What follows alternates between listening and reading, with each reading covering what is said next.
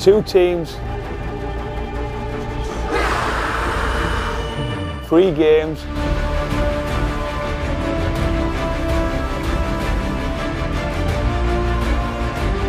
one rivalry.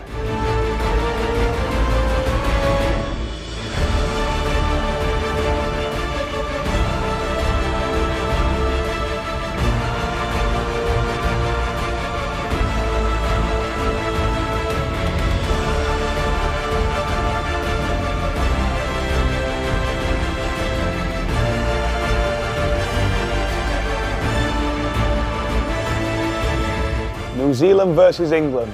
Buy your tickets now.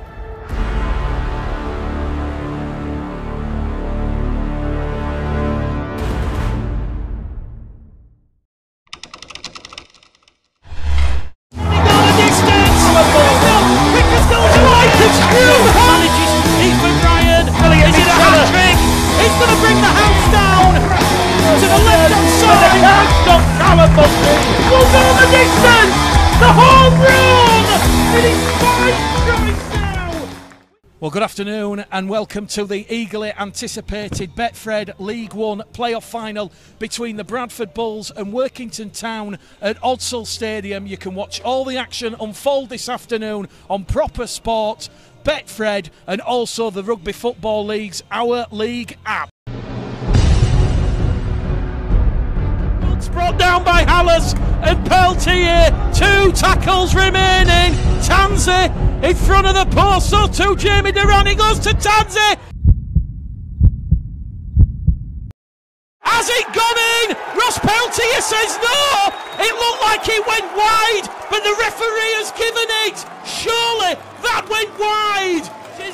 Chisholm along the line, puts the fend in, gives it to Ethan Ryan. Bulls are running out of tarmac, they're running out of field, and there goes the hooter.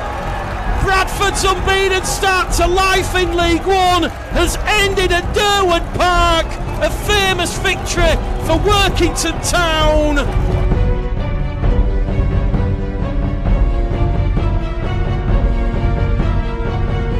There's a big tackle comes in. Matt Garside over the line. Can he get it down? Matt Garside has got it down. Superhuman effort from Matt Garside, who has try number 11 of the season.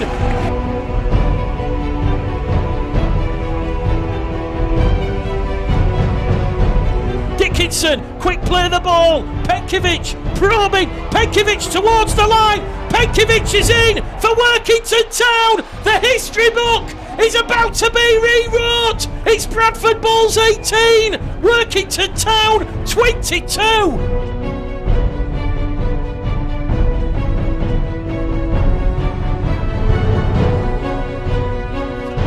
And again, to Chisholm. Chisholm kick through, looking for Igodo and Grant, and it's going to be picked up by Mellor. Tyler Mellor will save the day for Workington Town. There's 10 seconds remaining. The foundations here at Odsal about to be shocked to the core. Workington Town have a famous victory at Odsal Stadium, their first ever in professional rugby league. They've completed the league double over the Bradford Bulls, and as of tonight, York City Knights, they are top of Betfred League One on 40 points. The Bradford Bulls may very well have to go up via the playoffs.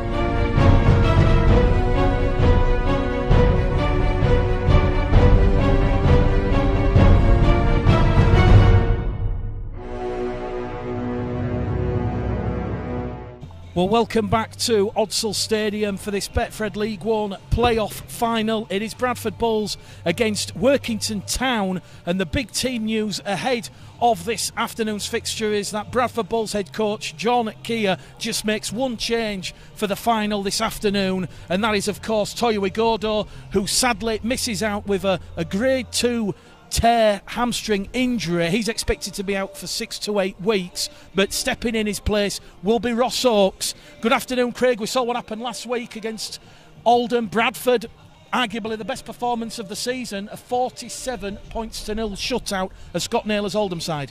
Yeah, they were fabulous last week, composed, went through the sets, played with a lot of control all the way around the park. I think Toyo not playing today, he might have a little thing. He's very explosive.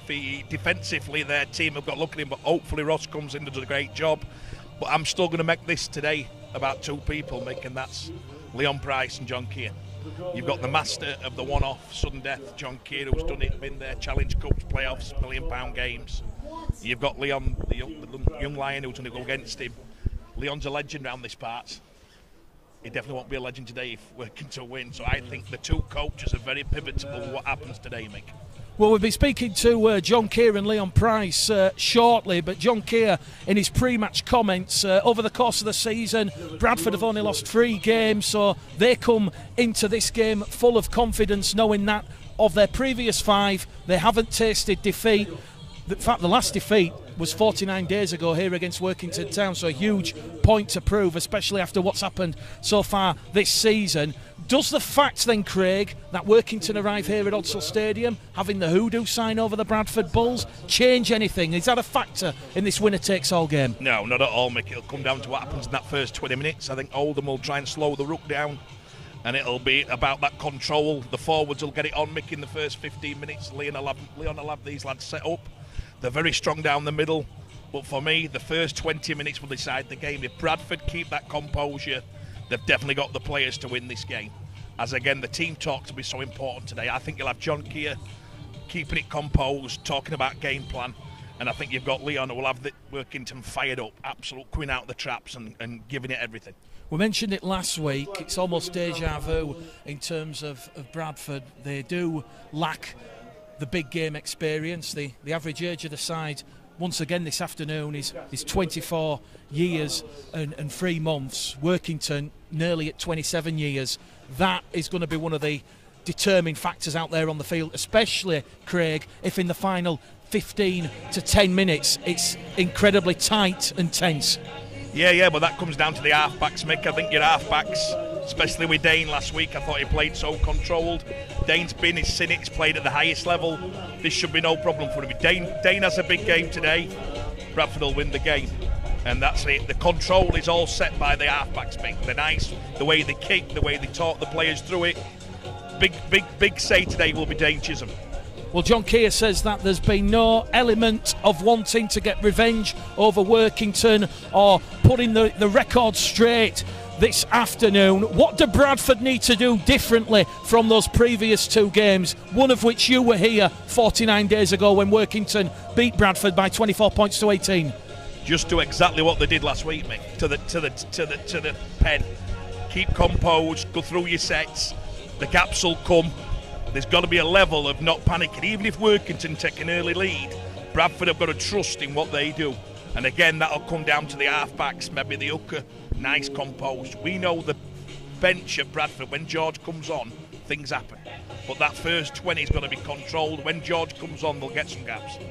Well, myself and Craig are going to be at pitch side later on this afternoon. But now, let's recap what happened last week when Bradford beat Oldham by 47 points to 0.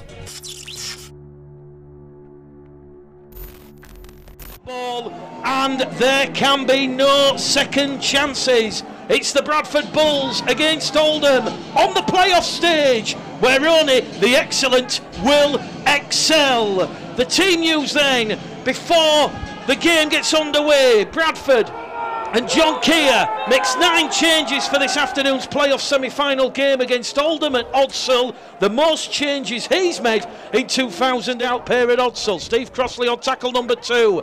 Lily to Keys. Keys with a half break wrapped up there by Owen. Bradford inside the Oldham 20-metre line. Lily attacks the markers. Toyo on the edge, but to keep hold of the ball, just get down the other end, and then it's a great chase from Ethan to trap him in goal.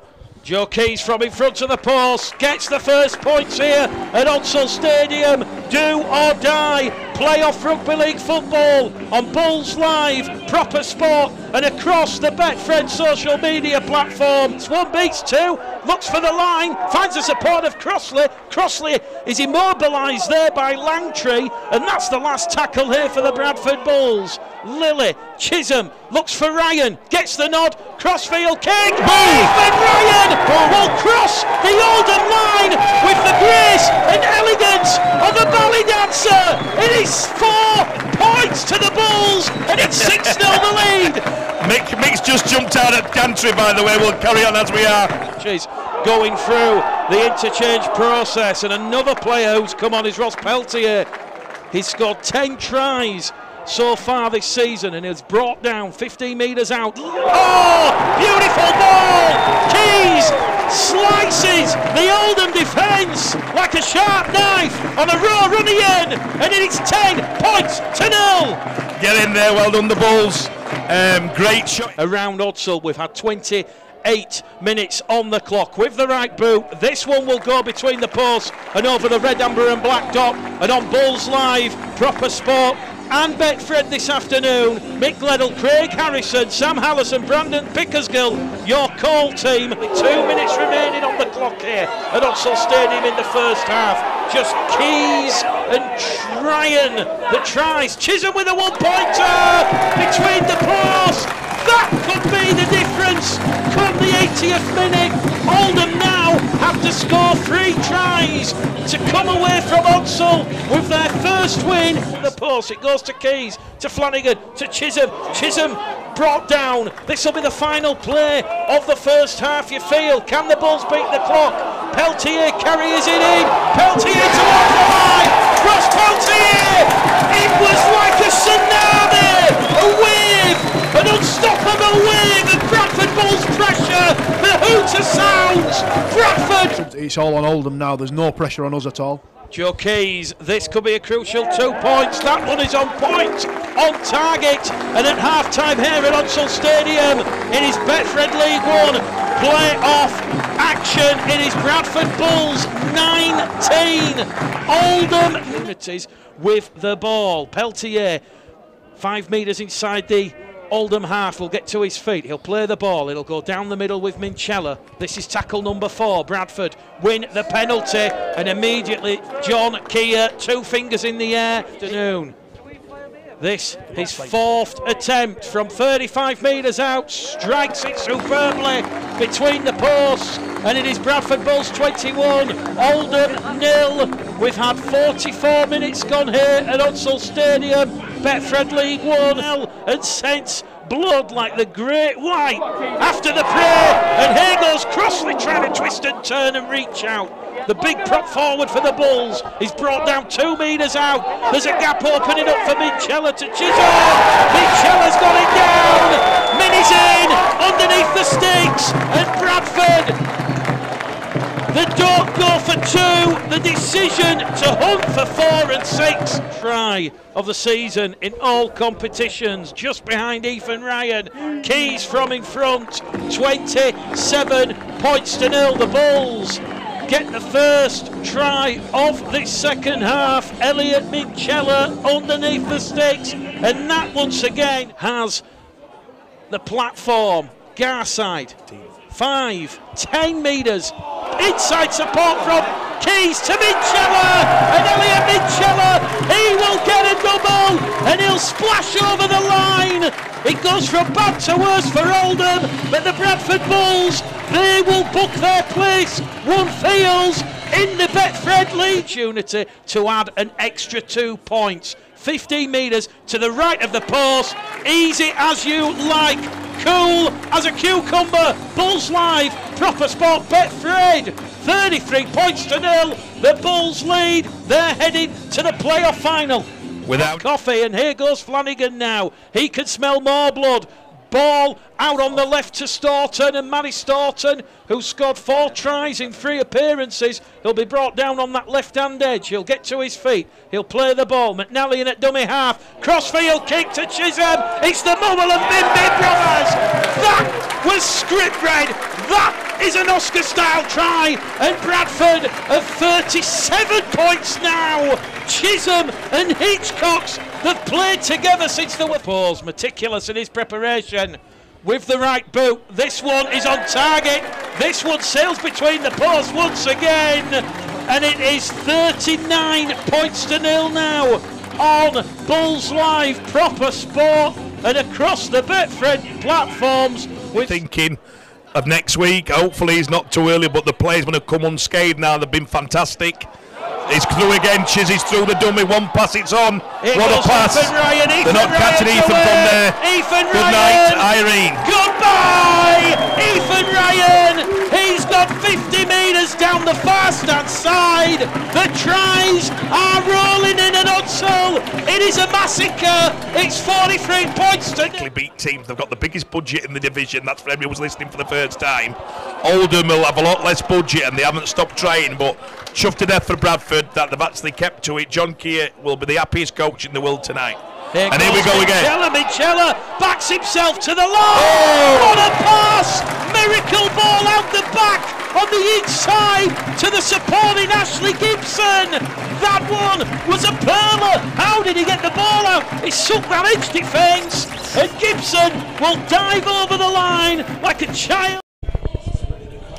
Well, welcome back to pitchside here at Odsall Stadium. It is, of course, the Betfred League One playoff final, and we've got Bradford Bulls head coach John Keir. John, there's a lot of pressure on both sides this afternoon to deliver and join York in the Championship next season. Yeah, there is, but these are the days that you really live for in elite sport. I'm sure the players are looking forward to it. I'm looking forward to it greatly. You know the rewards of the outcome, and as you've rightly said, it's nice in these knockout games because the pressure's the same on both teams. And I think, Oldham experienced what we've been experiencing all season last week, and hopefully Workington will as well this week, because it's difficult when it's pressure on pressure on pressure, but it's good when it's equalised, and that's what it is with this one. Two teams, there's only going to be one winner. How important is it then, John, that you, as you described last week, the best performance of the season going into this afternoon's game? Yeah, well, I think it's summed up pretty easy. That, I mean, our defence has been good all season, and then with the ball, it's keep it simple and smart. That's the game plan. So that's all we've got to do. We've got to get out there, look after the ball, play field position, build some pressure, and hopefully the points will come. And when the opposition's got the ball, we've got to be tough, aggressive and smart defensively. And there's some continuity in the side this afternoon. There's just one change. Toyo Agodo, of course, who's out with a hamstring. Ross Oakes comes in for Toyo. Yeah, well, it's like for like, isn't it? You know, Toyo's a really good centre who's made a great impression here. But Ross has done very well whenever he's played first grade, and he's another one of the Bulls youngsters who's come through. It's another one of our own who's playing first team football, and I'm looking forward to Ross performing today and showing how good he is. John, looking around there, everybody as I've walked round, everybody looks really composed, including yourself. You've been here, you've done this. What's your message to the players? Is that to just keep the head on it, keep it nice and composed? It is, yeah. I mean, it's no good us being ready to play and me being ready to coach at 1:30. I've got to be ready when we deliver the pre-match talk and at half-time, and the players have got to be ready at 3 o'clock when the referee blows his whistle. So until that time, we're just going to make sure that we focus on what we need to do, and we chat about just one or two little tips about what we need to focus upon. And then obviously when come kick-off time, we've got to get ready, we've got to rip in. But as you say quite rightly, Craig, we've got to be composed, we've got to be controlled and composed, as well as urgent and desperate. And that your levels of anxiety, it's difficult to control. You can go over the top or you can be underneath. You've got to, in these big games, try to get it just right. I was saying last week, I thought Dane had his best game, and I thought it must have been so pleasing for you because he just kept a lid on everything, and he was so composed, and he just controlled it, and he didn't make it about Dane, he made it for the team, and that, I'm sure you'll be sending the same message. It is, yeah. Well, Dane's he's a really talented player. His skill set's phenomenal, but what he's got to learn is when to use that. And there's times when you let the big boys take it in and charge it forward, and you just direct them and then put boot to ball at the end of the set. There's other times when you want the ball, and it's that interjection of when it's the right time to play, and that's what we've spoken about at training all week, and that's what we've practiced at training all week, and hopefully that's what he'll deliver today. If he does as he did last week, Craig, I think we'll be okay. Well, from me, John, good luck, and Thank you. Wish you all the best. Thank you. And that's from everybody here, yeah? Well, that was Bradford Bulls head coach John Keir. We're now going to hear from Leon Price. Bound to get underway in just a few seconds' time through the boot of Jamie Durant. So he'll look to boot this long, one would expect, at the start of this game. Raises the hand aloft, and away we go. And it is a deep, deep kick straight down the middle of the ground. Doncaster player carries it back into the post. Now, he's 40 metres out from the try line, 25 metres in from touch. The ball will be shuffled across to the left, and it's a big run from Tyler Dickinson. Oh, he's got the offload away to Wilkes. Wilkes is free inside the 20. He's drifted off. He's offloaded. It's a super try and a super start for Workington Town. Scott Rook going over for his 7th try of the season. What a start for Workington. They set the tempo, didn't they? It was a lovely run it down the middle. It was a missed tackle from the Doncaster defence, and Scott Rook picked up the pieces and scored in the corner. What a start from Workington.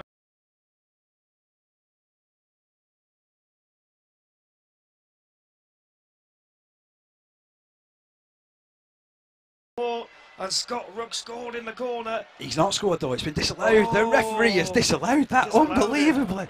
Forward pass call. He's 40 metres away and they look like holding down there, to be honest. And across to the middle it comes. Miranka breaking, going through the tackles there. Plays it, 35 metres away from the try line, last tackle signalled. It's with Harris. Harris pumps the ball high. They'll put pressure, they'll put numbers down there. It's Palm back in field. Here's Harris. Harris to go over. Is this one going to be wiped out? Or is it going to be given? It looks like it's going to be given. The referee retreats to the in-goal area, awards the try, and we have our first points after 8 minutes, Conrad. Appreciate the work that Harris did to take it round a little bit. Do you remember you can drop us a message via hashtag #OurLeague on Twitter as the extras are tagged on. 6 points to 0. We played to Beharrell, and Beharrell just links it with Miranka. Miranka's 10 metres away from the line, the Serbian international. He'll look to play it 10 metres out to Keswick. Keswick works it right. Beharrell goes right at the line, sends a charging Connor Scott within metres of the line. Keswick moves into dummy half, but he's not going to get the opportunity. Instead, Doncaster will have the penalty. Beharrell setting himself. Normally a right-footed kicker, strikes it, and those flags are raised. So it is 8 points to 0 in favour of Doncaster. Gets an offload to the left-hand side as well. Duran's there. Duran steps back, brushes away from 2 defenders, brings it back through the middle. Now he's straightening up. He's still going. He's inside the 20. Oh, good work from him. Last tackle reached. They're going down the blind side. Here's Benkovic. Benkovic wide. The ball's been put down. It's come up though to Maudlin. Maudlin over at the corner. Surely that's got to be a try now. And Maudlin has it. Maudlin has scored. Not put any pressure on you here, Carl. Let's just see what you can do. Right-footed, sends it towards those posts. Oh, it's a great kick. Look at that. Straight between those uprights. 8 points to 6. Workington trying to continue the threat. Yeah, Duran's 10 metres out, just to the right-hand side of the post. There's Penkovic. Darts to the left. Sends it to Ollie Wilkes. Wilkes has crossed. That's a brilliant effort from Ollie Wilkes. Well, it was go-go gadget arms. Again, Penkovic involved in that. Selected the pass. Oliver Wilkes says thank you very much. And his upper body strength crashed over. With some vengeance, isn't it? Here's Forber underneath the post. Strikes it right-footed. Second goal of the game for Forber. And all of a sudden, Doncaster have gone from being 8-0 up to trailing by 4. A tackle there from Martin. Forber looked to work it to his right-hand side, but everyone's overrun him. Finds an ambitious pass to his right for Miller. Oh, that's a good tackle, but they've dumped him on his head, unfortunately. Miller gets up, didn't appreciate that challenge that came his way from Matty Beharrell. It just wasn't controlled, I think that was the problem, wasn't it? Yeah, nothing malicious about that. They're guaranteed 2 points here. Let's hope that I haven't hexed him by mentioning his excellent goal kicking thus far in the game. Taking his time. In he swoops, right-footed. Tell you what, there was never a chance he was going to miss that. Never a chance. Defensively, he's been on song. It's Tarley, though, trying to make an impact. Gets 20 metres away from the line. Well, Workington have improved on their line speed, haven't they? As Doncaster were trying to get a penalty there. The kick is put up. Tested for the full-back. The ball bounces. There's a bit of a mess here. And this is going to be a try. Ball back inside. It's a lovely try from Brad England. This side of the field. Runs up for his kick. And it just sneaks in. The flags go up. And here's Duran. Gets across to the right-hand side. Ahlstrom just settling play down. Sets the position. Can they launch an attack from here? Newton sends it left. Scully finds some support. Here's Dickinson. Dickinson's over. Wow, that's some great strength from Tyler Dickinson. And the man who's joined on loan from Huddersfield, well, I don't think he's scored a more an important try in his career thus far. He's crashed his way. Cal Forber then. Looking for goal number 5 of this game. Strikes it, the flags are up. And it's Doncaster 14, Workington Town 22. And the last tackle has been signalled. Here's Duran. Puts it high, puts it long. Is that too long? Oh, look, it's dropped on the try line. It's allowed to bounce. Oh, they're in! They're in! You never let a ball bounce, and Hamley follows up and scores what could be a crucial game. 5 from 5.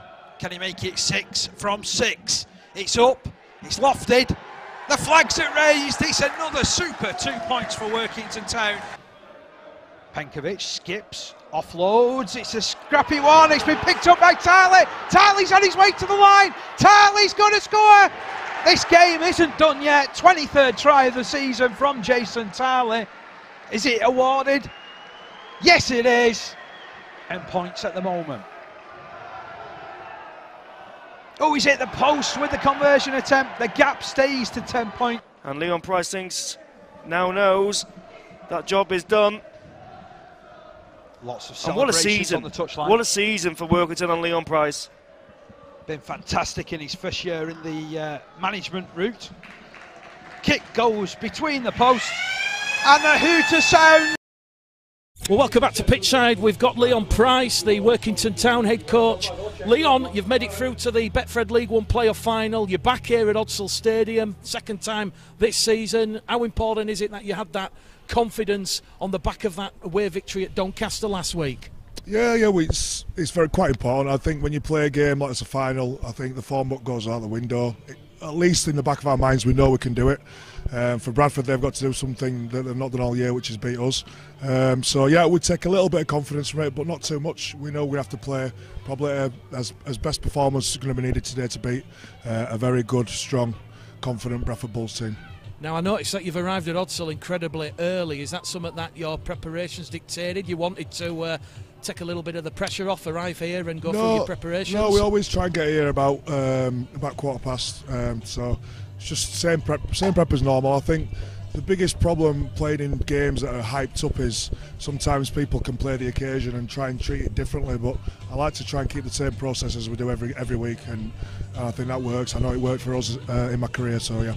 A lot of people are going to say that the questions are going to be on Bradford to find the answers. As we've already seen this season, Workington Town have beaten Bradford twice, both at Derwent Park and here at Odsal.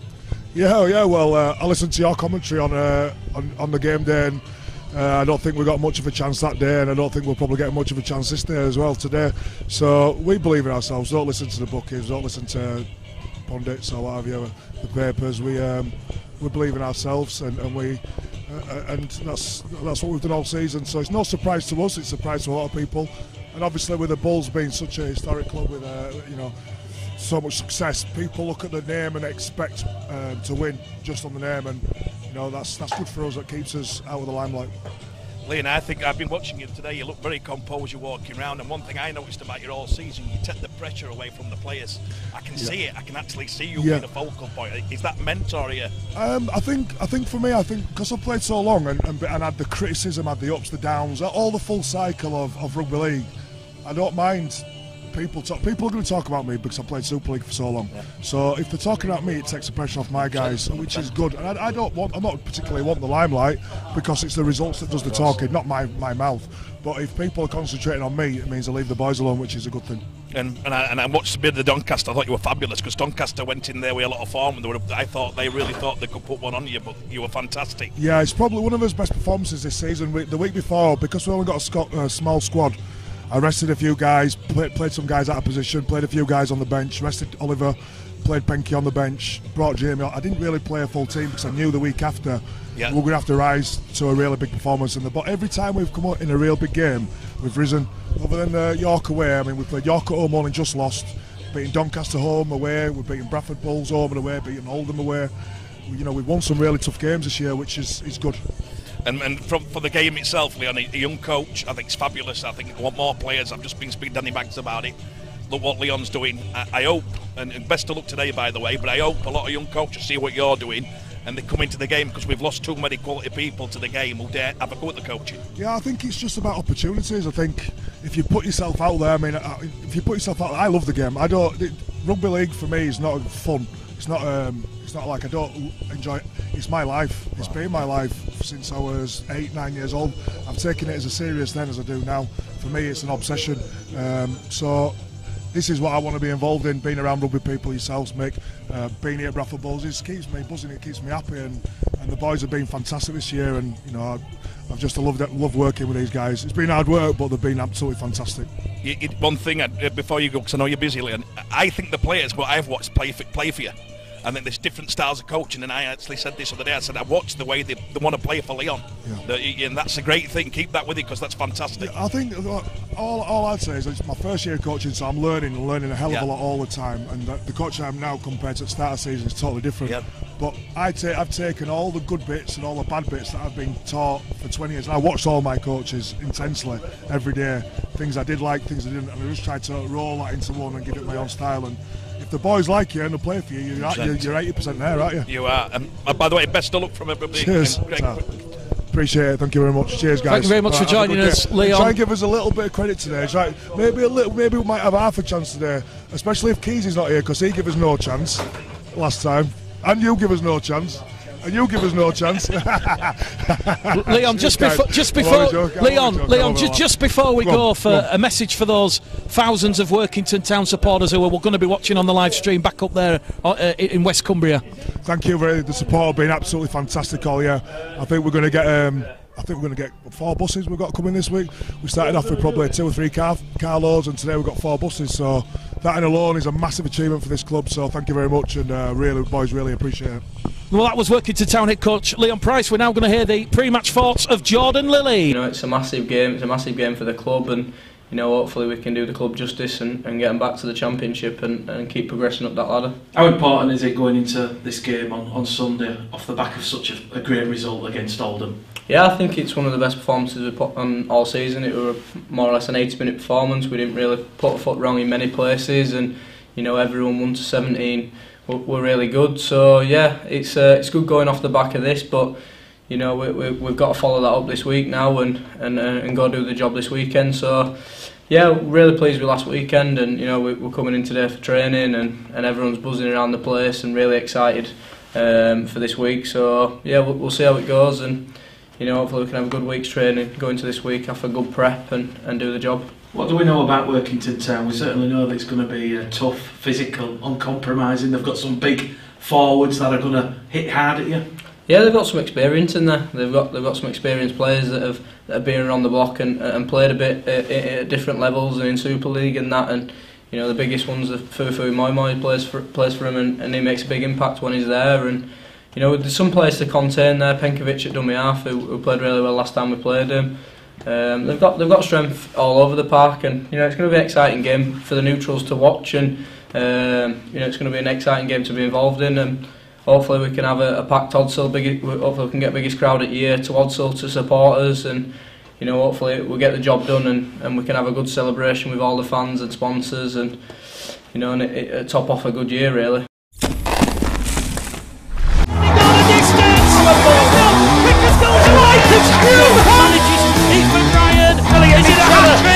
He's going to bring the house down to the left-hand side. They can't stop Callum Bumpy. Will go the distance. The home run. It is 5 Well, good afternoon and welcome to the eagerly anticipated Betfred League One playoff final between the Bradford Bulls and Workington Town. John Keir and Leon Price will face off in their biggest game of the season in this afternoon shootout. 80 minutes will decide who will join the York City Knights in the Championship in 2019. It's playoff rugby league football, and as we've said, it's all about putting behind that gruelling pre-season, the previous 26 regular season games, and also last weekend's playoff semi-finals count for very little. those are just a distant memory, because this is the game that matters. And Odsal Stadium, it has hosted many finals in its long history. Perhaps this one could be the most important of them all from a Bradford perspective, with Andrew Chalmers and John Keir rebuilding the side. They know they're 80 minutes away from the promised land. The promised land will be the Championship, but let's not discount Leon Price and Workington Town. They defeated Doncaster last weekend by 30 points to 18. And let's not forget, already this season, Leon Price and Workington have defeated the Bradford Bulls in both regular season meetings. The most important one was the one that took place 49 days ago, when Workington were on the cusp of overtaking Bradford and York in the top 2 spots after winning 9 of their last 10 games. We'll go through the two sides then. The atmosphere here at Odsal Stadium is electric. There's around 400 supporters dressed out in the navy blue and white who've come down from the Cumbrian Peninsula. And we'll start with Workington Town. Tyler Mellor at fullback. The wing 3/4 line, Joe Hambley, Elliot Miller, Ben Morris and Scott Rook. The half-back pairing of Jamie Duran and Carl Forber. The front row forwards, a lot of experience with Oliver Wilkes, Sean Penkiewicz and Tyler Dickinson. The back row forwards, Carl Olstrom, Jake Moore and Steve Scully. On the interchange bench for Leon Price's side, James Newton, Tom Kerwin, who comes in place of Gordon Maudling, Andrew Dawson, and the man with over 200 NRL games, Fuit Moi Moi. A lot of experience on the bench for Leon Price. For the Bradford Bulls then, they've won the last 5 outings, including a club record away victory against the West Wales Raiders and a 6th shutout of the season last week against Oldham in that semi-final victory over Oldham by 47 points to 0. The crowd go absolutely bananas here. As we said, you could really cut the atmosphere. Tension in the air. And Greg McNally will start at fullback. Jai Hitchcock, Ashley Gibson, Ross Oakes, who comes in place of the injured Toyo Igodo, and Ethan Ryan complete your wing 3/4 line. The halfbacks are Joe Keys and Dane Chisholm. The forwards then, Liam Kirk, Jordan Lilly, Steve Crossley, Matt Garside, Elliot Minchella and Mikey Wood. And on the interchange bench for John Keir's side this afternoon, James Green, George Flanagan, Ross Peltier and 19-year-old Matt Staunton. The referee is from Widnes. It is Marcus Griffiths. He was in charge of Wakefield against Warrington last Friday night. He's also took charge of Hull FC against Catalans, and he also had a favourable tie over the Easter period when he took control of Featherstone against Toronto. Who's your money on, Craig? Because a lot of work has gone to reach this part of the season. The second week in February to the first weekend in October. Let's get it on. We're going out on Proper Sport, Betfred, and of course the Rugby Football League's Our League app. It is the Betfred League One playoff final, and it will be Bradford with first use of the ball. Mick, it's absolutely electric here at Odsal. I've not seen it like this in a lot of years. Everyone's up for it. This is the battle of the first 10. Very front-loaded at Workington, got some great big lads in there, Wilkes and Tyler Dickinson. Bradford are just trying to get through the phases here, get into the arm wrestle. What you don't want, Mick, now early doors is any mistakes, no knock-ons. And they've just got a nice first set. Dane's got to the kick, and he's caught it on the full. Dave Chisholm there kicking on tackle number 4 after a good solid defensive start from Leon Price and Workington Town. Tyler Mellor, 19 years of age, the Huddersfield Giants Academy Junior, will return the ball on tackle number 1. Penkiewicz juggles the ball out of dummy half, and he'll be brought down just inside the Bradford half. And here we go, Workington, as we've already said this season, they defeated the Bulls back at Derwent Park back in April, and they also had that 24-18 win here at Odsal Stadium 49 days ago. The kick will come in from Jamie Duran. It will turn Ethan Ryan and Ross Oakes around, and it will be a scrum head and feed to the Bradford Bulls. 10 metres out from their own try line. We've had exactly 90 seconds gone, and Craig, we've been pitch side speaking to both John Keir and Leon Price. We'll start with Leon Price, he's focusing on the hard work that his side have already put in this year, and certainly Leon Price, under no illusions for Workington to be in this final with Bradford, knowing how hard Betfred League One has been, is some achievement for them. Unbelievable, and he was so composed, and if I'm honest, Mick, he was so confident. I asked Liam that I felt he took a lot of pressure off the players, and I think that's what he's done. And Workington, all the way through the preview, have looked confident. The lads are walking round. Bradford, otherwise John were a bit quiet, maybe waiting for the storm, or John's probably trying to keep a lid on things. He's got a very young squad here, Mick, and that's the difference. Workington lads have had it. Maybe John's thinking, no more pressure, all calm. Nice, both. First knock on Bradford. Well, referee Marcus Griffin will point towards Oliver Wilkes and say there's been holding down in the tackle. Interestingly, these two sides, Bradford conceding on average 7 penalties a game. For Workington Town, it is 9. So perhaps those extra 2 penalties and discipline could be the difference. But we've had 3 minutes gone on Proper Sport, Bulls Live, Betfred, and also the Rugby Football League, our league app. Good afternoon and welcome to the coverage wherever you are. Joining us as Jordan Lilly scampers out a dummy half. The ball has been lost in the tackle. It's gone backwards, but it's picked up by Mikey Wood. Bradford, the purring early. It goes to Chisholm. Chisholm tries to navigate away past the grey-shirted Workington Town defence, and Chisholm still going. He's going to be brought down by Elliot Miller, and Miller has stolen the ball one-on-one. The referee will say there was 2 in the tackle. Elliot Miller's now thrown the ball into the Bradford half, and referee Marcus Griffiths will stop the clock. 2 early penalties to the Bradford Bulls in front of the posts. Interesting, Mick, they're going to take 2 here. I think St Helens and the game the other day, they were taking points at every occasion on these one-off games. No, he's playing. He's playing on. Fantastic. Let's go. Well, we saw last weekend it was tight and tense in that opening 30 minutes. Bradford only leading 6-0, and John Keir, he has a history of taking the early points, but he fancies his side's chances of breaking Workington's resolve early doors here in this Betfred League One playoff final. Mikey Wood, his second carry of the afternoon. He's brought down on top of that Workington line. They're going to shift it on that right-hand edge. It goes to McNally out wide. They're in at the corner. Jai Hitchcox, he will open the scoring for the Bradford Bulls. 5 minutes on the clock, and it's Bradford 4, Workington 0. Jai Hitchcox, 6 tries in his last 4 games for the Bulls. Make that number 7, 10 for the season. Fantastic try.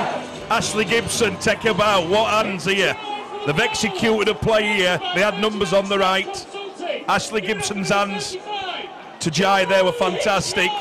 Composed. Absolutely fantastic start for Bradford.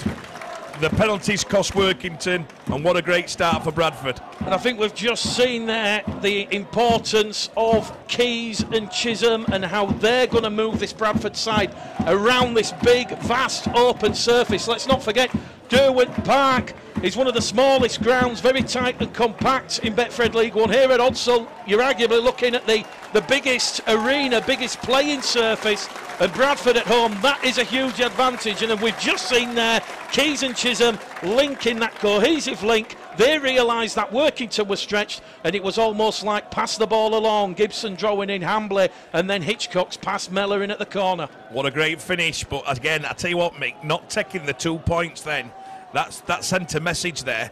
That's to Workington that Bradford are up for this, and they're going to play it, and the fancying tries, and the way they executed that play, they could be getting them.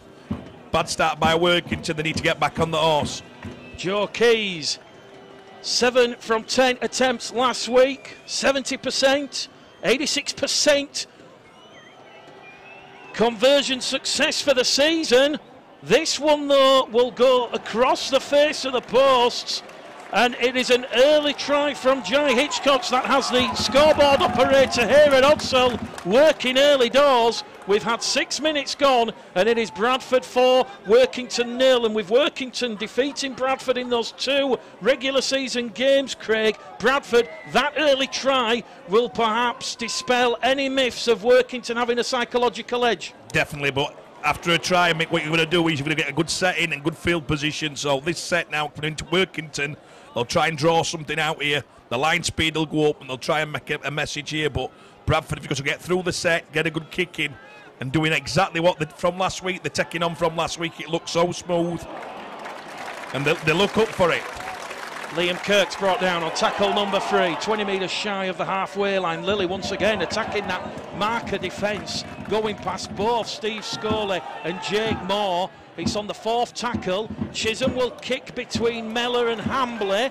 Hambley has to stop that one from going into touch. It would have been a 40-20. And here's that red, amber and black shirted defence that has been so tight, so resilient, so redoubtable for John Keir's side in 2018. Let's not forget that Bradford in 2018, they've conceded 282 points and 75 tries. They're conceding on average 10 points per game. But on the flip side, Workington Town, they have the 5th best defence. They make try scoring very hard and at a premium, because they themselves are only conceding an average of 19 points per game. And incidentally, Jai Hitchcock's try there for Bradford is Workington's 140th that they've conceded in 2018. Workington on the last tackle. The kick will go down towards Ethan Ryan. Ethan Ryan will trap it with his left arm, and he's going to be brought down there by Forber on tackle number 1. We've had exactly 7 minutes gone here, and it's that early try to Jai Hitchcock's that has been the difference. Ross Oakes, who was a late call-up this afternoon after Toyo Igodo has been ruled out with a hamstring injury.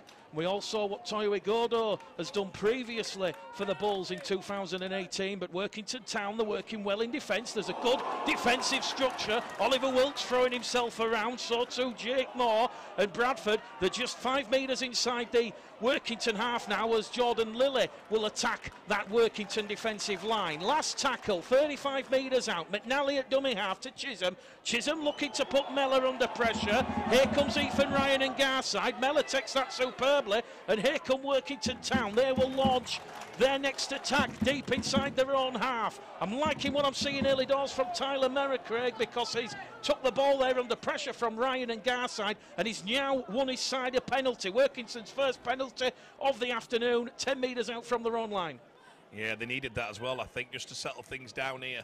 I think Workington are finding the pace quite hotty. I've just watched the forwards coming back a bit. Tyler, the big lads in the middle, needs to get a great set in. The finish to the last set, Workington were great. Leon will be happy, but this is a big set, Mick. This is the first chance they'll have to get proper field position, so it'll be interesting what happens. Both sides just making one change for today's Betfred League One playoff final, as we said. Igodo was out for the Bulls, Oakes has come in, and in terms of Workington Town, Gordon Maudlin is out, in steps in Tom Kerwin, and here we go, Workington Town's first spell of pressure inside the Bradford half as it goes from Forber to Duran, over on that left edge to Mellor, Mellor to Rook, and Scott Rook's going to lose the ball on contact from Keys and Minchella, and Workington Town's chance there has come to nothing. This Bradford Bulls defence, it looks engaged, switched on and infused, and that's Workington Town's second error inside the opening 10 minutes, albeit on a neat little attacking raid on that far stand side. They definitely saw and great little flick pass by the centre there, so fantastic. I don't mind that they tried it, and Workington have still got good field position. Bradford are coming off their own line, so not bad. You've got to try things in one-off games, Mick. You've got to try things, so it's quite good to see Workington express themselves there, but ball's back with Bradford, and again, I think at the moment John Keir is the happier coach. Well, Workington, they arrive at Odsall this afternoon for this Betfred League One final, having won their last 3 outings against the Bradford Bulls. Bradford's last win against Workington was a 29-22 away victory at Derwent Park back in June 2016, and from that side, only 2 players remain in the starting lineup this afternoon, and those 2 players were Ethan Ryan and Ross Oakes. But as we said, Workington have a bit of a hoodoo sign over Bradford, those 2 victories this season, and they've just conceded their 3rd penalty of the afternoon, and they're putting themselves under more pressure as Bradford will take the first tackle just outside the 20-metre line. Here goes the captain for the Bulls, Steve Crossley. 28 years of age, 4 tries for the season, plays the ball, it goes from Lilly to Kirk. Kirk still tryless in 2018. He would certainly love to cap a try in this final. Chisholm out to McNally. McNally, of course, getting the nod from Brandon Pickersgill, and McNally has gone behind Matt Garside. And Dane Chisholm has now given dissent to referee Marcus Griffin. So here we go. The penalty count is evened up at 3 penalties apiece. And John Keir will be absolutely seething that Dane has just marched his side back 10 metres. It was nothing set there, Mick. I don't know what Dane were thinking on that one, and he's given a bit of verbal.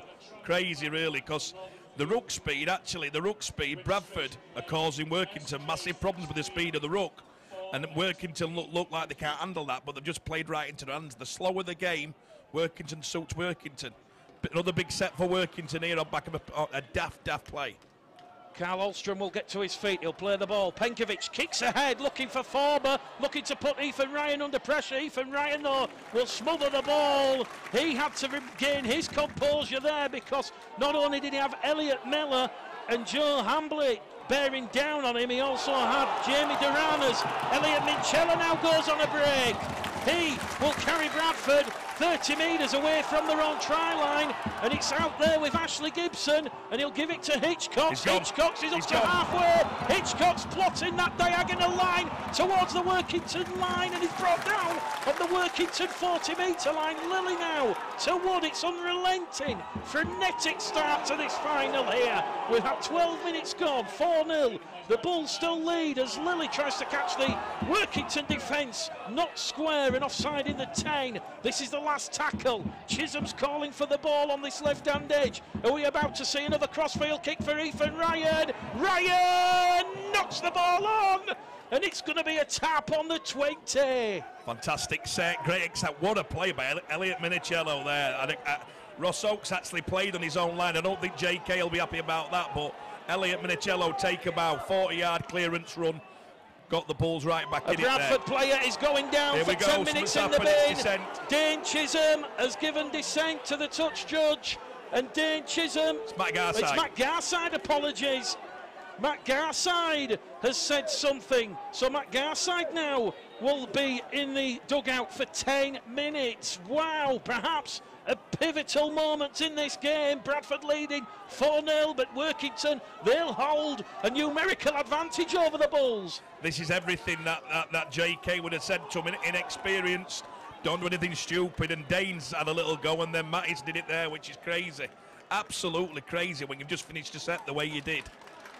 This could be a pivotal 10 minutes. Get ready, fasten your seatbelts. Workington Town are going to shift the ball on that left edge. Back they'll come down the middle with Moore. Moore brought down in a free-man tackle. Lilly, Minchella and Kirk. Here we go. It's the big man, Steve Scoey. Scoey along the line. Great pass. Workington have numbers, but Ethan Ryan clatters Miller, and here we go. It's on because Miller didn't like the ferocity of that challenge, and referee Marcus Griffiths has got a schmozzle to start out, and this has got the crowd pumped. I tell you what a play, what a tackle, what a play. Take a bow. Ethan Ryan absolutely, he's outnumbered there 3-1, and he's actually read the play, and that is what wins games like this. The Bradford players are absolutely ecstatic. They're grabbing him. They're saying well done, and a fantastic defensive play. He gets all the plaudits in attack, Mick. That is one hell of a play. That's a match-winning play. Well, three numbers to one, 13, down the short side. 13 and a half minutes gone on the clock, and referee Marcus Griffiths has lost patience. He has called the two skippers together, Oliver Wilkes and Steve Crossley. He is going to lay down the letter of the law, and the referee is not going to penalise either side. He will say it was for the original error from Elliot Miller, and that will be a scrum head and feet to the Bradford Bulls. But oh boy, did Ethan Ryan have to make that contact there, because outside Miller was Hambley, and let me tell you, if Miller can get that pass to Hambley, Hambley's away in the corner. Make it were a game save, a try save, a fantastic play. Listen, Bradford get the ball, the one less man, they've slowed the scrum, they get a good set in here. That was such a big pivotal point in the game, because they've got one less man, Mick, that have been level. There were 3-on-1, great play, Ethan Ryan. Bradford lads are having a little breather. Fantastic. Well, we're speaking to John Keir pitchside. John Keir is going to focus on the team before self.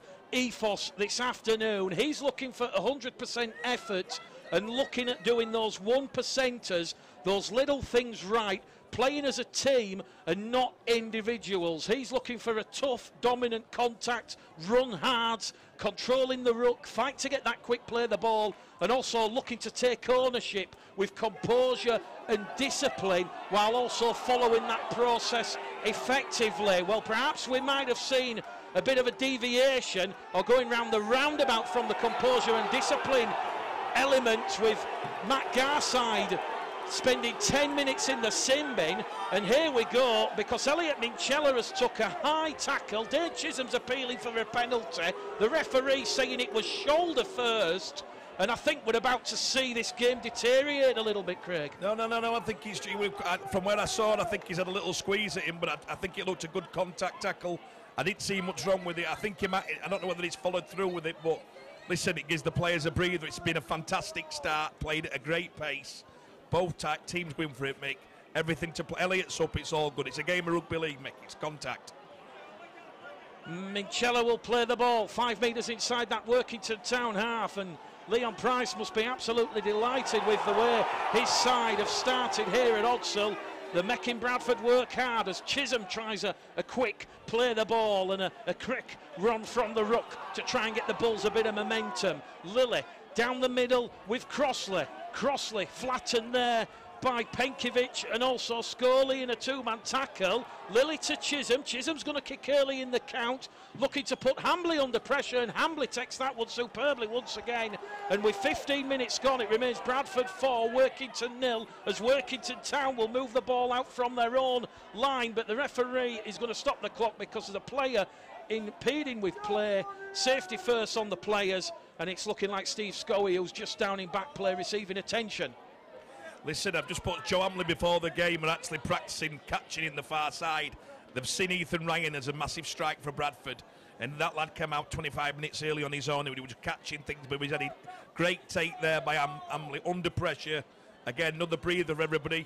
I don't know if you can watch it from the thing, but the pace is really, really fast. Both teams are gassed. I've got a feeling the exchanges here, who they bring on, might have a big impact, Mick, because this game has been played twice as fast as last week. Well, it's certainly tense, 4 points to 0.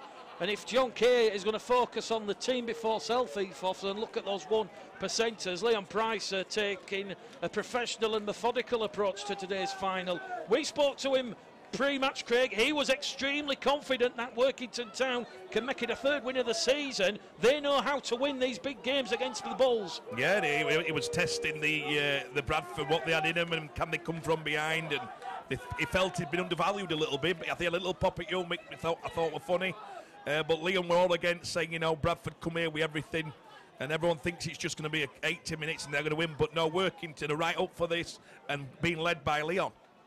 Workington Town 30 metres out from their own try line, over on that left hand edge. They're going to come back down the middle with Tyler Dickinson. Dickinson, one of Workington's try scorers in their semi-final win over Doncaster last weekend. The kick will come from James Newton. Newton will split McNally and Ryan. Ryan will take the ball from his own 10-metre line, and he will be brought down 20 out from his own try line after good work from Newton and Mellor. McNally in there at the pocket. He's an acting half looking for options, decides to go down the middle with Ross Oakes, and here we go. The forwards perhaps having a little bit of a breather. We've had 15 and a half minutes gone, and it is, as we said, tight, tense and very unpredictable which way the pendulum swing is going to go. Neither side has momentum at this moment in time as Jordan Lilly looks for a 40-20, but Scott Ruck will race back into his own in-goal area. And how good's that Bradford chase? There's Mikey Wood, Minchella and Gibson there, and Ruck will be brought down 15 out from his own try line. And I think we've just seen there Bradford perhaps just a little bit of panicking, Craig. They weren't getting that momentum with the forwards. No, they're slow with the ruck, but Jordan come up with a great play. He's gone on the fourth, Mick, while the wingers are up, and he's placed it 75 metres down the ground. So great place for Bradford to be if they're defending here. Workington have got about 4 or 5 minutes left with the extra man, Mick. They're going to throw something in a minute. They're going to have to throw something at this, and I think it'll happen in the next 2 or 3 sets. Here we go. Duran Oakes, Chisholm on the defence. This will be the last tackle. Alstrom calls for it on the short side. They're going to go back in centre field, and Jamie Duran, the ex-Wigan Academy half-back, will kick straight down the front, and it'll be taken from the clouds by Jai Hitchcox, who certainly is putting himself in the shop window this afternoon. Ethan Ryan on tackle number 2. As we said, Matt Garside just warming up down below our commentary position. Bradford will be back to 13 in around about 2 minutes' time, and John Keir will be delighted with their defensive efforts as Ashley Gibson, the former Leeds and Wakefield man, is brought down 10 shy of halfway, looks for the offload, can't offload the ball in the tackle because the 4th Workington defender is Tyler Dickinson. Here we go with Lily to Kirk. Kirk can't get past Wilkes, and that is the last tackle for John Keir's side. They're on the halfway line, centre of the field. Here goes Keys. They're going on the power play. Hitchcock's Michella on the inside support. Back it goes with Jai Hitchcock. That would have been a majestic try from the Bulls if the last pass had stuck. But credit to Workington Town. Joe Hamblett and Scott Rook and Ben Morris on that left edge. They showed up, but oh boy, Michella and Hitchcock's there, Craig. That was 3 exchanges, back forward, then the flick pass. If Jai makes the last pass, it's try. Unbelievable play. But I still think John had liked the kick and a bit better start the set off. Workington, they've got about 2 minutes with the extra man. Big set ahead. Newton to Dickinson once again. Dickinson's brought down on the last tackle. The ruck has cleaned up since referee Marcus Griffith spoke to Steve Crossley and Oliver Wilkes. And we've just seen Carl Forber, the former St Helens youngster, take a huge hit as he got the kick away, and here goes Ethan Ryan over on that right-hand edge, probing, pushing, looking for a hole, looking for a gap as Hitchcox makes 20 metres forward. And we're fast approaching the 20-minute mark here at Odsal Stadium in this Betfred League One final, and certainly it is being played at a ferocious speed. Here goes Lily now to Crossley. Crossley's brought down on the last tackle. James Green about to come on for the Bulls in place of Matt Garside. That kick from Lily out of dummy half will turn Workington Town around, and it'll be a scrum to the Cumbrians. 15 out from their own try line, and we're about to see Green come on while Leon Price will make his second interchange of the afternoon. Andrew Dawson about to enter the fold. Mick, I tell you what, when Ross Peltier comes on in about whatever the thing is, and Fooey come and meet the big lads, they're both probably 125 kilos. Bradford also bring George Flanagan on, which will automatically quicken the ruck up. In the next 5 or 6 minutes when that happens, I think the game's going to change, have a massive change. So at the moment it's just an arm wrestle. They're both going set for set. Bradford have done remarkably well with the man down, not to give any field position to Workington. So John Keir will be absolutely over the moon with that. But I think the game's on an edge, and they didn't need that penalty there. But the game's on a knife edge here. It's I can feel it. You can feel it. Workington Town awarded their 5th penalty of the afternoon. Mikey Wood guilty of being inside the 10. Bradford still down to 12 men. James Green about to come on, and the former Castleford man, he will take the place of Matt Garside as Leon Price is very animated down there on the pitch side, and John Keir about to make his first interchange of the afternoon. But it's 4 points to 0. A quarter of the game gone here on Bulls Live, Proper Sport, Betfred, and also the RFL Our League app. It's Mick Gledell and Craig Harrison, your call team from Odsal. This final of what has been a fantastic season in Betfred League One. Here come Workington. Are they about to post some first points of the afternoon? Lily wrestles with Duran, and the 23-year-old gets to his feet. Quick play of the ball. We'll see Steve Scoey back out there, and he goes on a long charge, a long penetrating run. The kick through from Forber. It's come off Dane Chisholm, and they'll have a fresh set of 6 here, Workington Town. And Workington now putting Bradford under a lot of pressure. They're still down to 12 men, the Bulls, as McNally and Crossley have to come in at the side. Second tackle gone. Newton, he has options to the left, to the right. They're just to the right of the post. In front of the post now with Forber to Duran. Out wide it'll go to Mellor. They're in at the corner of Workington Town, but the try will be disallowed. Referee Marcus Griffiths, he will say it's a penalty to the Bulls because Workington, they've gone on the run round. Obstruction, the order of the nature. Mickey, if they just go through the hands there, it would have tried. They had the numbers, they had a 4-on-2. Leon's absolutely fuming down there, thinking it wasn't obstruction. He's not happy. We're not close enough to see that, Mick, but it definitely looked like he'd run in front of the play. But wow, Bradford have just dodged a bullet without any shadow of doubt. Matt Garside's back on. It's all even. They're going to even up again. So Bradford Bulls, big plus. 10 minutes, man down, not conceded a point. James Green on for Liam Kirk and Matt Garside out there. So, as Craig says, 10 minutes gone. John Keir will be absolutely delighted that Bradford have managed to keep Workington, their opponents this afternoon, scoreless. Here goes Minchella, quick play of the ball.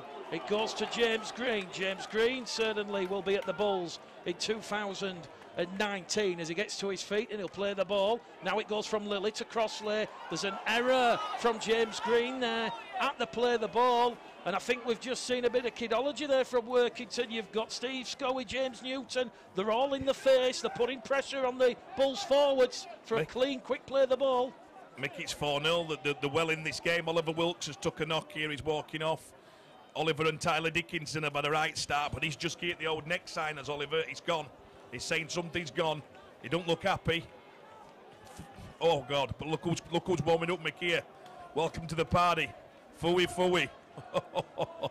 Now that, but Oliver, hey, that bad blow for Workington because I thought Dickinson and Wilkes were having a great bit of joy. Oh, it's here, they're on. Both of the heavyweights are on. It's Peltier versus Fooey. Let's go.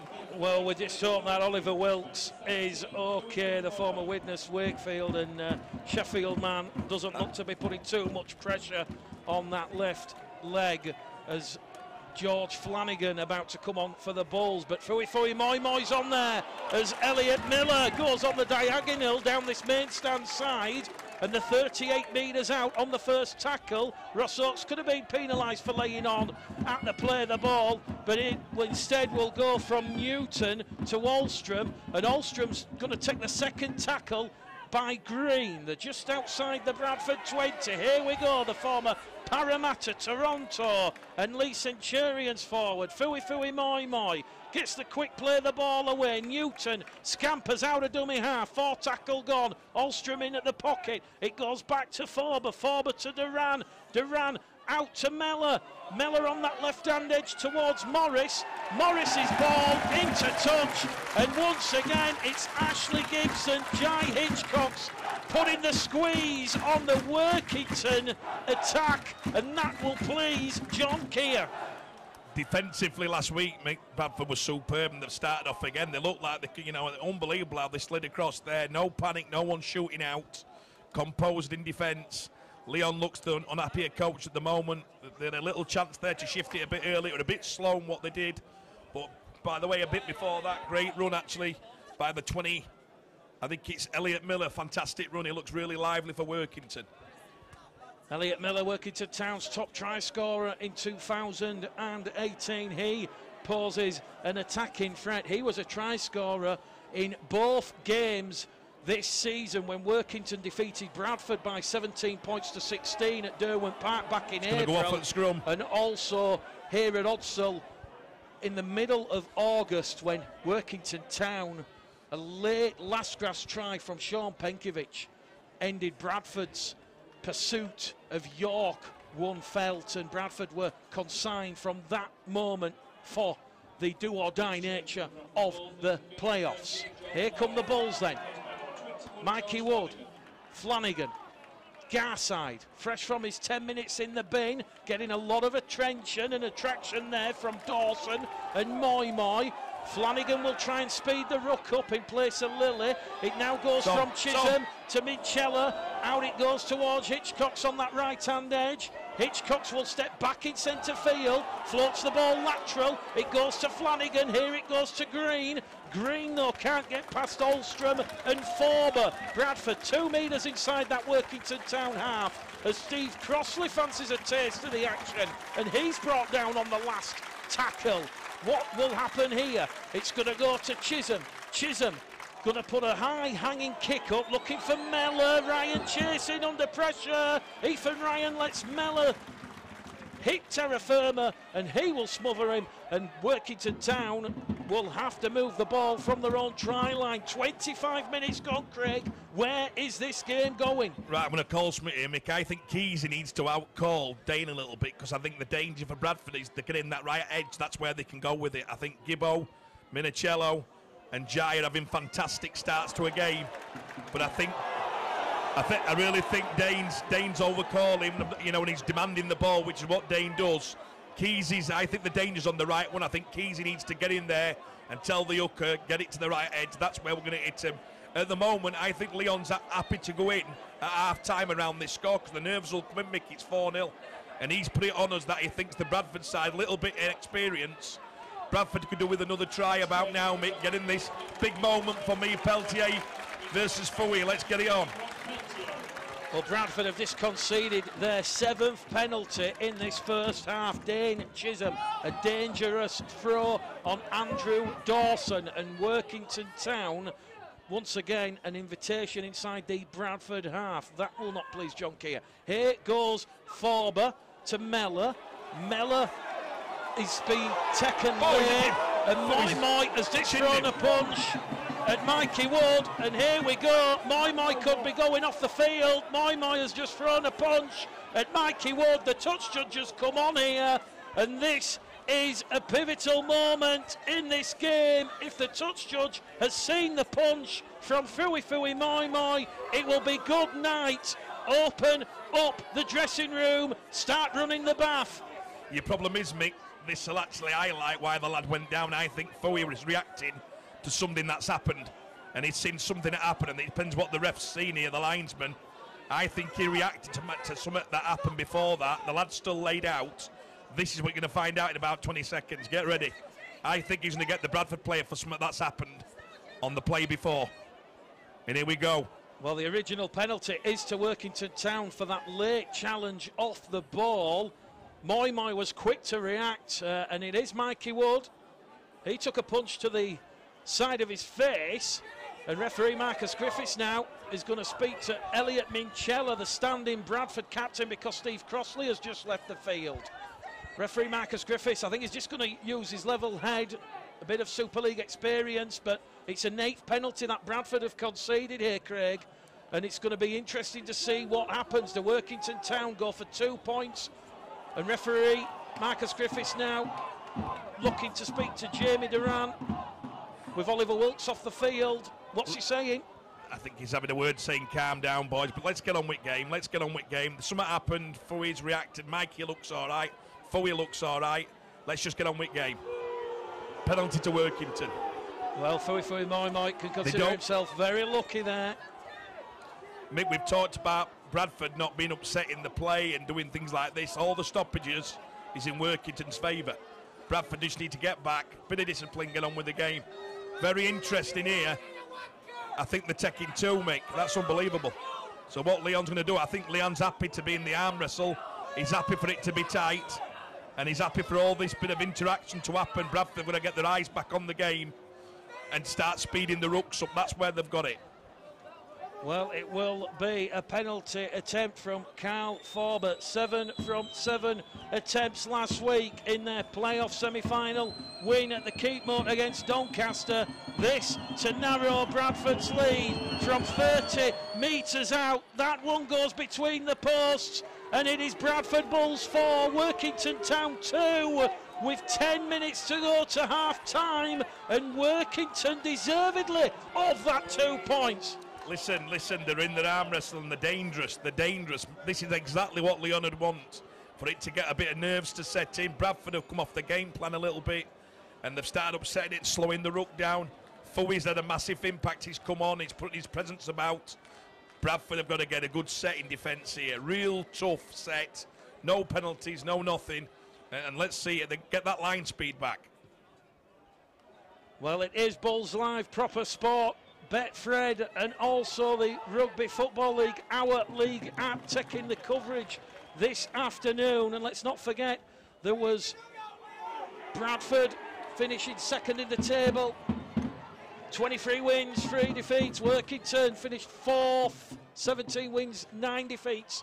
Everything that has happened previously is a distant memory. It is all about the right here, right now, and certainly Bradford know they're in an arm wrestle, because this is a very well drilled, well coached, well marshalled Workington Town side, and they are here to fight for every available point. As Ulstrom's pass, we'll see Dawson crash onto a short flat ball, and Workington are 10 metres inside the Bradford half. It is the last tackle. Jamie Duran will kick between McNally and Ryan. Ethan Ryan let McNally take the call. McNally positioned his body and he will return the ball, although he's immediately going to be clattered by Forber and Moy Moy in a 2-man tackle. Here goes Matt Garside out of dummy half, up in the ante.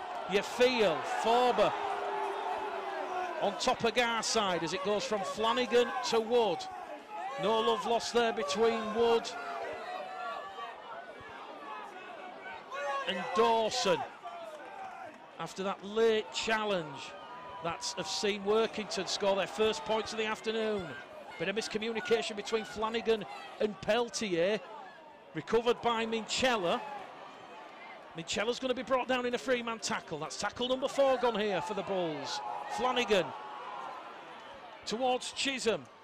Chisholm looking to put Mellor under pressure. Mellor takes the ball superbly there. The crowd appealing for a penalty, saying Hambley had taken Ethan Ryan out. That's something we saw, Craig, in the St Helens Warrington game on Thursday evening. What we saw on the full 80 minutes on Proper Sport. I don't think you're going to see any penalties given here when you saw Robert Hicks not giving them on Thursday. No, I mean, it's something we debated about having the man in front of the catcher. I feel it is obstruction, but Mick Workington are coming back in this. I can feel it. You can feel they're starting to get more confident. Bradford really need to throw everything at this in the next 5 or 10 minutes. Workington is starting to creep in a little bit here. Bit of anxiety for Bradford. Forber's kick early in the count. Taken once again from McNally. Like a best-selling title on the shelves of Waterstones. Here goes Ethan Ryan. Brought down 20 shy of the halfway line. Hitchcock's looks to suck in that Workington Town defence. Back it will go with Mikey Wood. Sorry, Ethan Ryan. And he takes the second tackle. Here goes Ross Peltier, the Jamaican international. Going for him, Moy Moy comes in. Here we go. It's all on again. There's pushing and shoving at the ruck. It's fiery. It's I don't know if I'm calling this wrong. Hopefully we always call it as it is. It looked like they were grabbing him. I mean, he had his hair, but might be wrong. There were 5 men on him there. There were 5 men in the tackle. Something happened then. I don't know what it was. Oh, he's called an eye shot. It's called an eye shot. Referee Marcus Foolish Griffiths. by Workington. Leon won't be happy with that. The crowd are going mad. The game's injected with passion. Great thing. Mikey Wood had a great play there. Young Matty Staunton's on in the cauldron. It's red hot out there now, Mick. It's on. Well, I was just about to say, Craig, we mentioned pre-match that when you look at the benches, Peltier, Green, Moy Moy, Dawson, both packed full of personalities, full of dynamite. And as we just seen there, Ross Peltier, that 15-metre carrier, had 5 Workington Town defenders on him, and the 26-year-old Jamaican international, he is making a stellar impact from the bench. Here we go then. Bradford awarded their 5th penalty of the afternoon. 6 minutes to go at half time, and the cauldron, it's simmering as Staunton gets to his feet. Flanagan to Green. Moy Moy once again out there directing that Workington defence. Chisholm to Minchella. Minchella back to Keys. Keys on that right hand edge. Shores promotes the ball. Brought down by Jamie Duran. They're literally 8 metres away from that Workington line as it goes to Garside, and he will perhaps just calm things down. That's the 4th tackle. Flanagan to Peltier. Peltier towards the line. He's been rolled backwards, and that is the last tackle. Tremendous, suffocating Workington Town defence. It goes out towards Minchella. Minchella, it's the surge. It's actually George Flanagan. Flanagan's got the second try, and that was George Flanagan at his brilliant best. The old stager rolling back the ears. Mickey's actually sent to shampoo and go. I actually fell for it. I'm looking for where it's gone. George has threw it and gone himself, and he could not have been at a better time, Mick. Oh my God. Because Workington was starting to believe. Bradford all of a sudden, what a play by George Flanagan. And we called it pre-match. I think Mick George, he makes such an impact. He's so hard to handle round the rope. Any chance he gets to go himself, he'll take it. What a play. 2 big plays in this game, Mick. Ethan Ryan in defence, George Flanagan in attack. The old shampoo and go. Well, as we've just seen, that is only the second time in 36 minutes that Workington Town's defensive structure has disintegrated and has been breached. But George Flanagan there, just watching it on the replay, it was almost the shift. I thought Minchella had got the ball, but George had it stuck up the jumper, and here we go, and Flanagan has crashed over for a crucial score, his 15th of the season. He was a late addition to the Bradford Bulls in 2018, joining after the season had already started from Hunslet, and Joe Keys now a crucial kick, this to put the Bulls out to a crucial 2-score advantage. With the right boot in front of the posts, he's missed it. Wow, perhaps the pressure getting to the players. Yeah, he's going to be better than that there, I think. The other one were a hard kick, fair play to Joe, but that time I thought that were an easy one for him. Listen, let's get on with game. It's on, there's about 8 minutes left, I think, to the half. What a try. I think we're even less now, so what a time to score a try. Big set for Bradford. Get through the set and get to the kick now. Take this at half time. It swung all over to Bradford on that one play by George Flanagan. Bulls Live, proper sport.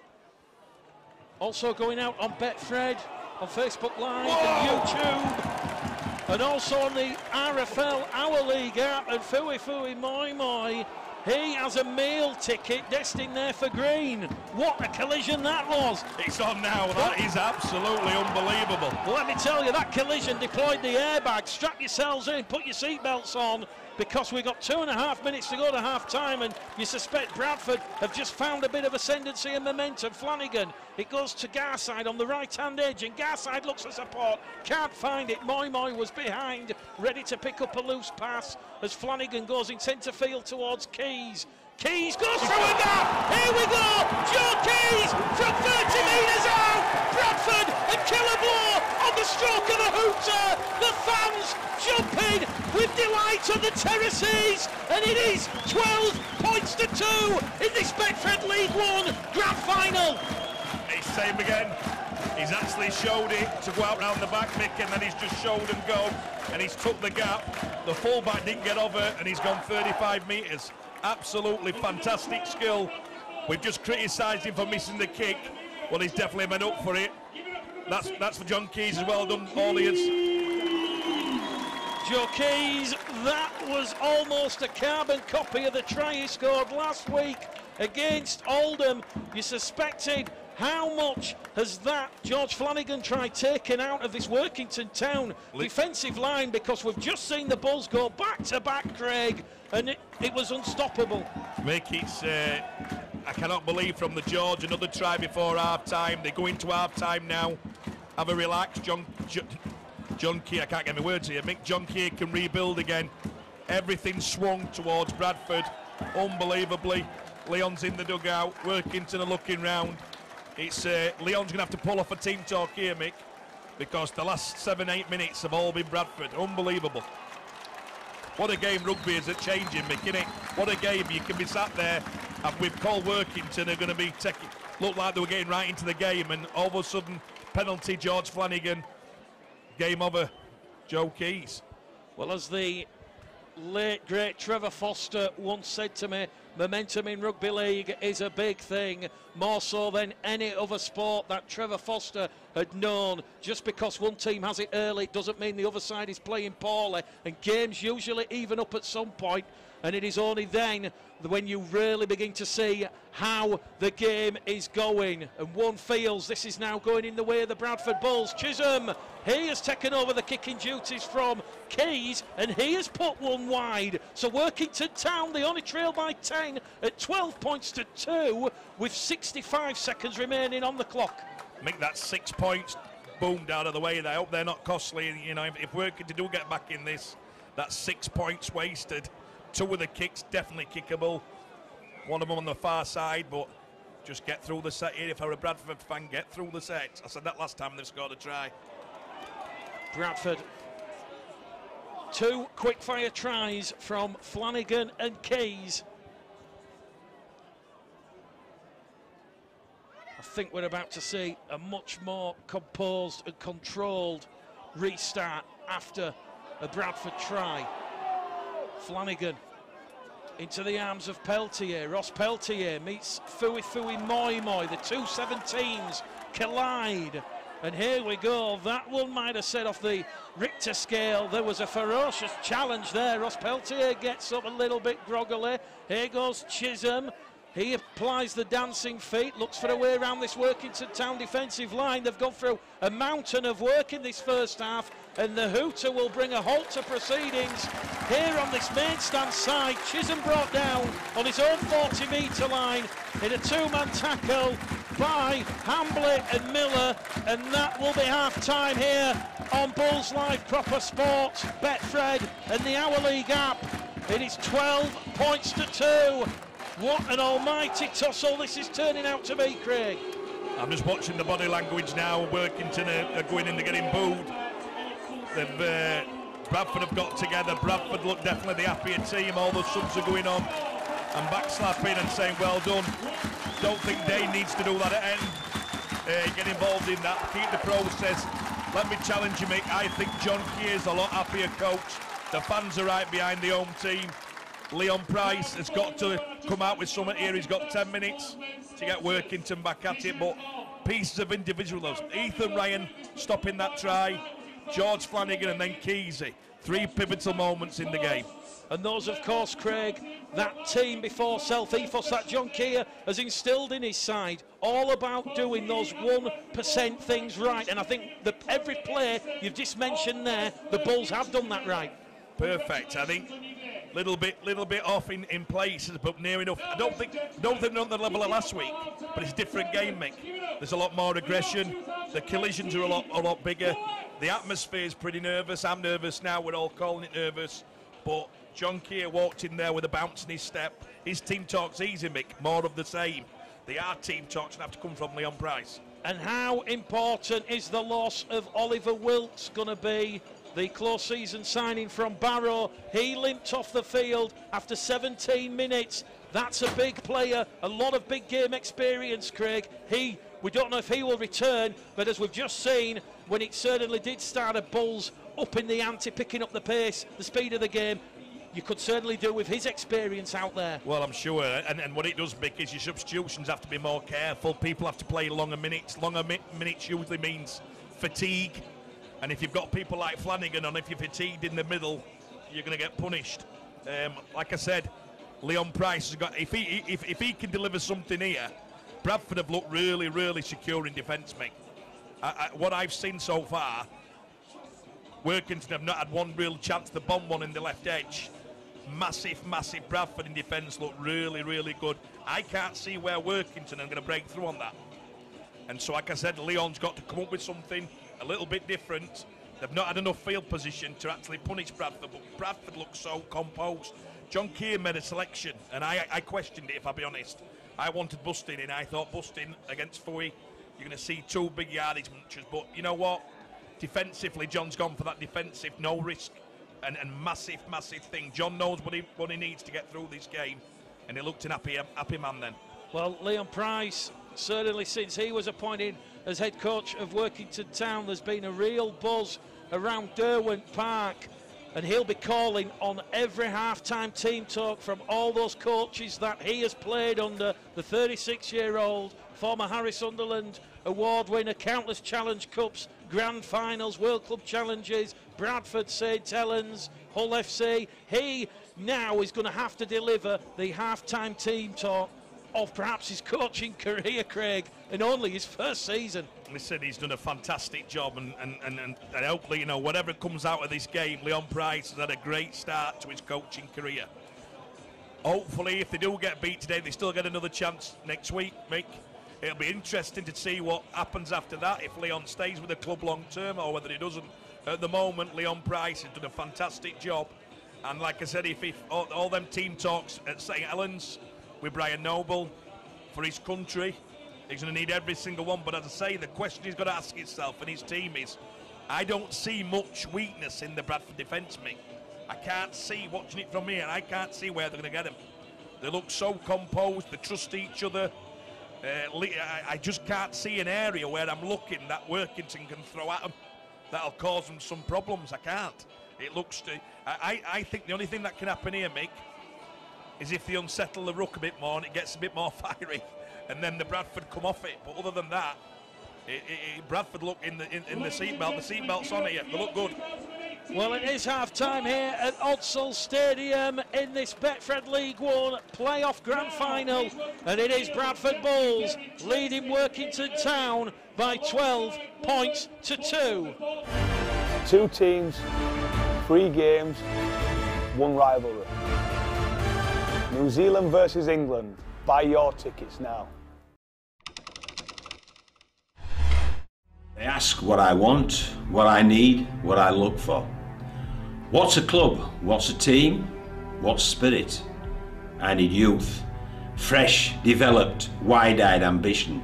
I need old, I need wise, unshakable trust and steady who've been around the block. If you've felt the weight and carried it, you'll do me fine. If you haven't, but you want it, you'll do. It's time. My squad will stand shoulder to shoulder, stand for full 80 minutes, win, lose or draw. If we win by 100, you admire their chase. To the very last minute, you'll applaud effort of foe. If you call old Lady Odsal a slice of heaven on earth, a thing of beauty and awe, or if you just think she's peng, you belong. I don't need you for the words you speak, but for what you do. It's not where you're from, where you work, where you play, who you know. I don't care. I care that you care. For us and for others, for the big picture and the small things that matter. I need big and the small that will go all day long and get hit, feel the pain, get up, go again. I need that on the pitch. I need that on the terraces of Odsal, looking down. I need you. You're enough and you're everything. You're lit, fire and slaying. If I'd follow you and smash the like button, swipe right and subscribe, you're what I need. You've earned every try, goal and season when others fell short. You stood, lifted and carried our club back to life. Join us again. Not for the talk, not for promises, target, strategy or plans. Join us for the now, for the how. Join the pathway of the present. Don't be led and don't lead us. Lead with us right now. We'll plan for the best and prepare for the rest. Bradford and loyal.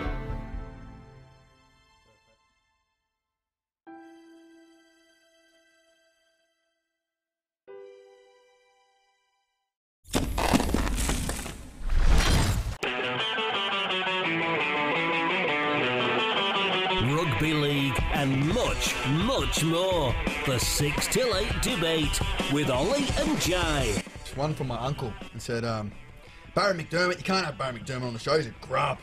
I said, well, why is that? And he said, he smacked Paul Soon in the face and then he elbowed him in the head. So, mate, we've got some footage actually, do we? Yeah, so Dom's going to flag that on. It's going to be on the Facebook page if you are watching on Facebook. Right, and on the viewers. YouTube as well. I've seen it before, I don't need to watch it. No, but do you know how many views it's got on YouTube as of today? No. 400,000. See, have you seen the elbow? I have been telling the people at Sky that violence sells. All this namby-pandy, touch and pass, duty of care that your mate Wellesley keeps going on about. That's not going to sell. That's not going to sell our game. So violence.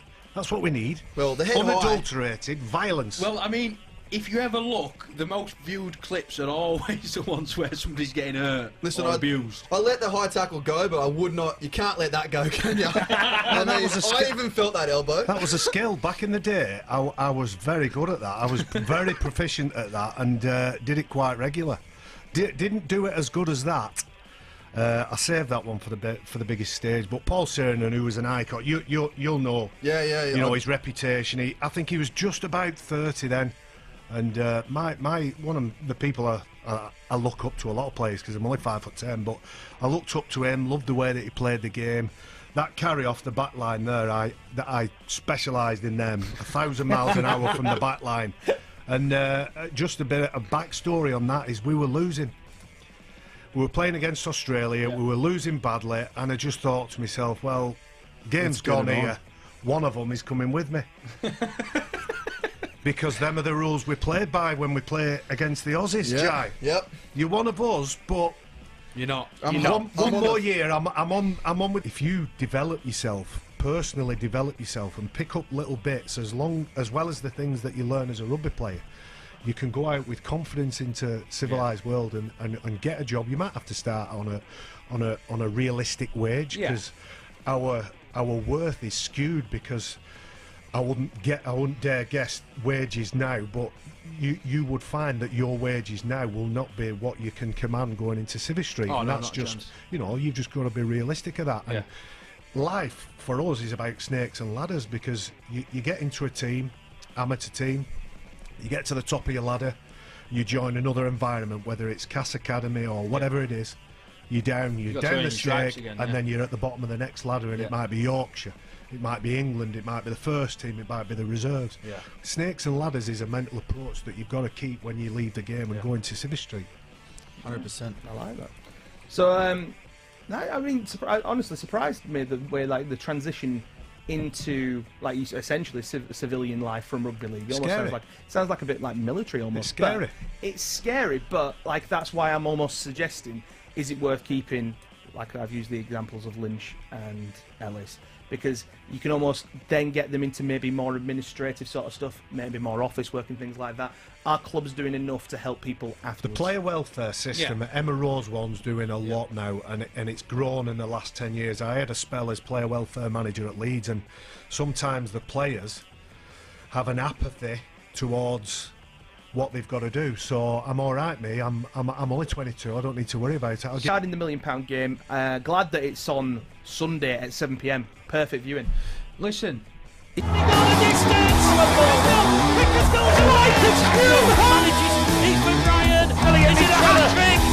to bring the house down to the left-hand side. Stop Callum will go the distance. The home run. It is 5 strikes now. Well, welcome back to this Betfred League One playoff grand final from Odsal Stadium.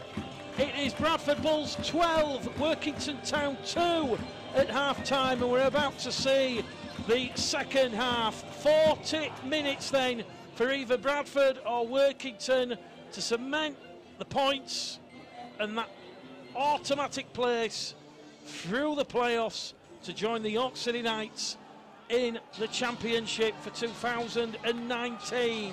Dane Chisholm, boot to ball, 40 minutes remaining. Will it be Bradford or will we see a second half comeback from Workington Town? Craig Harrison, we were just looking at some of the stats in that first half. Bradford completed at 84%, Workington Town at 71.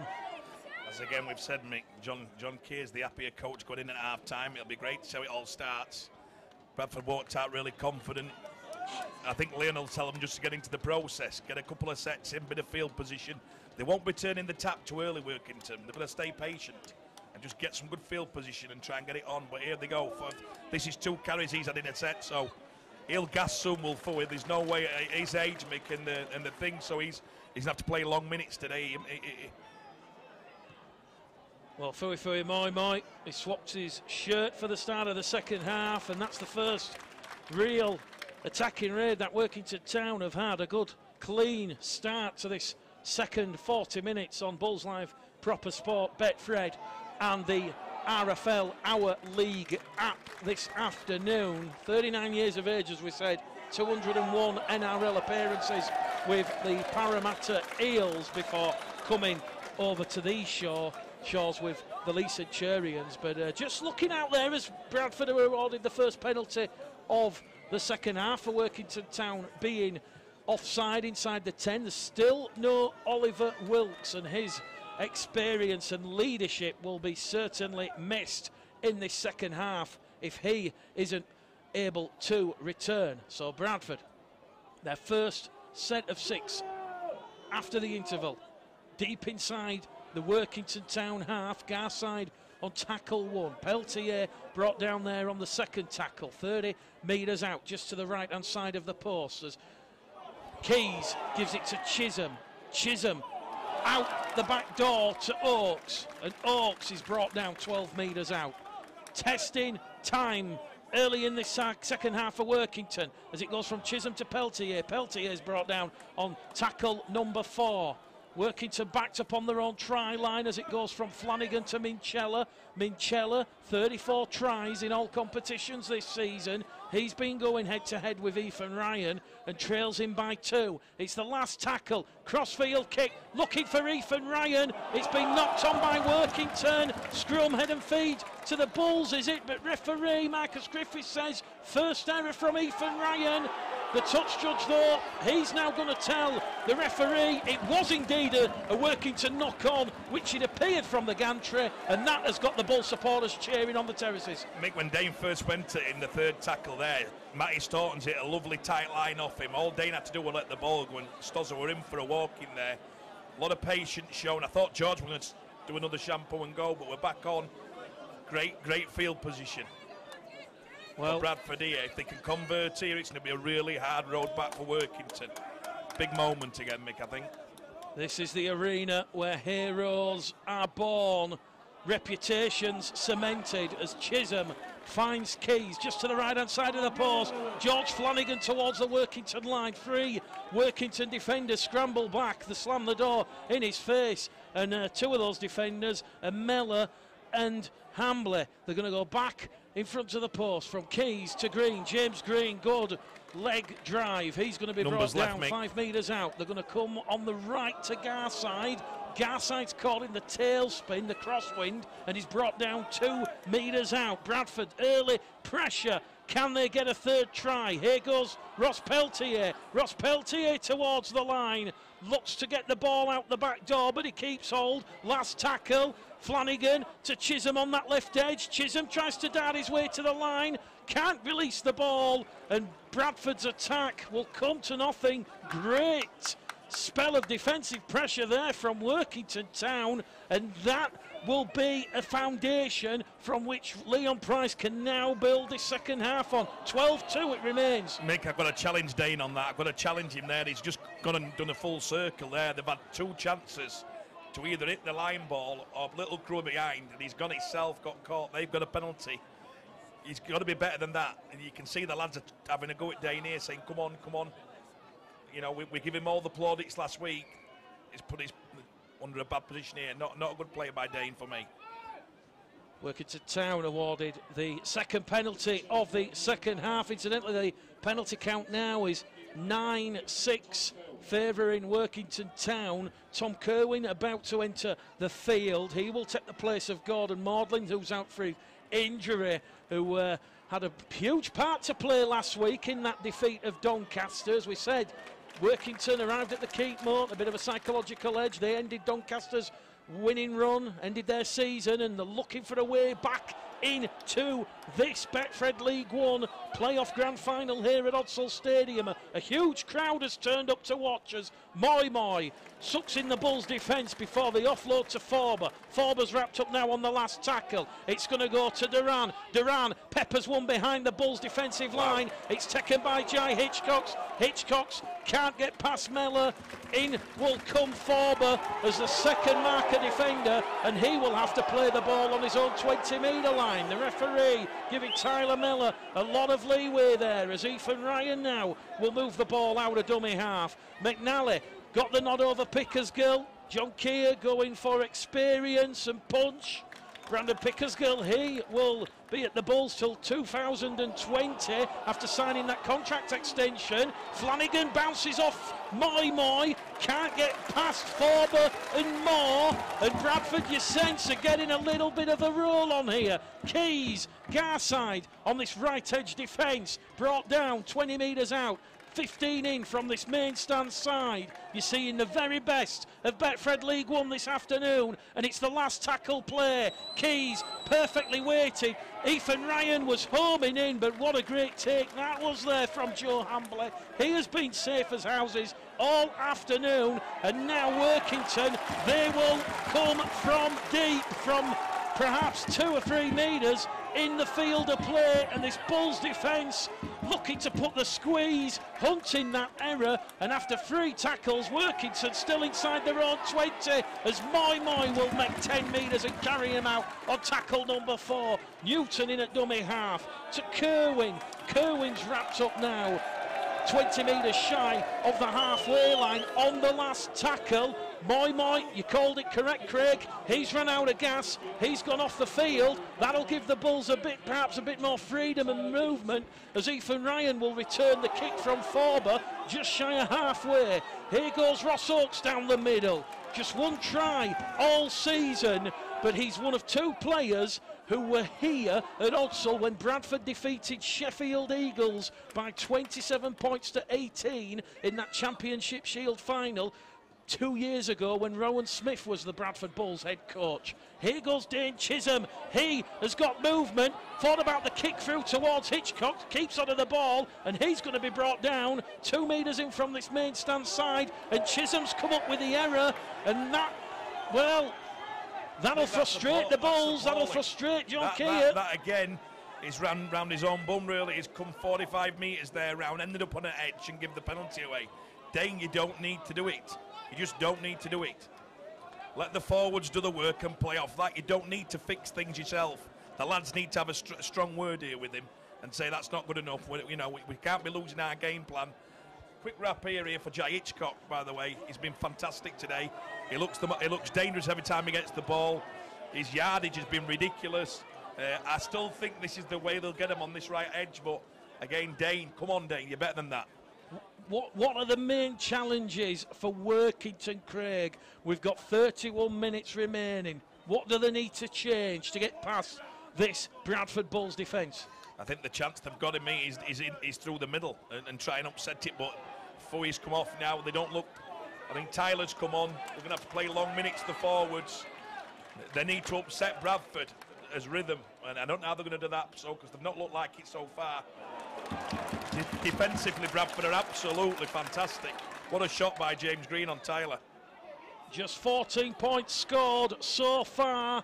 We mentioned Bradford conceding an average of 10, Workington just 19 points. You're looking at 2 of the most improved defences in Betfred League One in 2018, and Workington on the last tackle. It'll go from Forber towards Duran behind McNally. Workington hunting the goal line dropout, but McNally will scramble forward and he'll pinch a couple of metres, and he's brought down on tackle 1 inside his own 10-metre line. Wow. And here we go. Greg McNally now has lost the ball after a tackle from James Newton. Head and feet to Workington Town. This could be a pivotal moment in this Betfred League One Grand Final.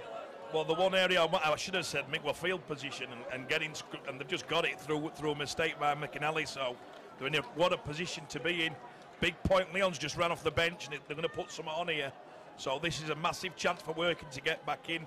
You know what, Mick? They've stayed in the arm wrestle. I've got to give a lot of raps here for a club who've kept right in this game. Bradford have looked really composed, but Workington have got a great chance here to put some big pressure back on the game. And then the nerves are going to stack in. The nerves will stack in. You can feel it. The crowd have gone quiet. Here we go. Workington Town, a full set of 6.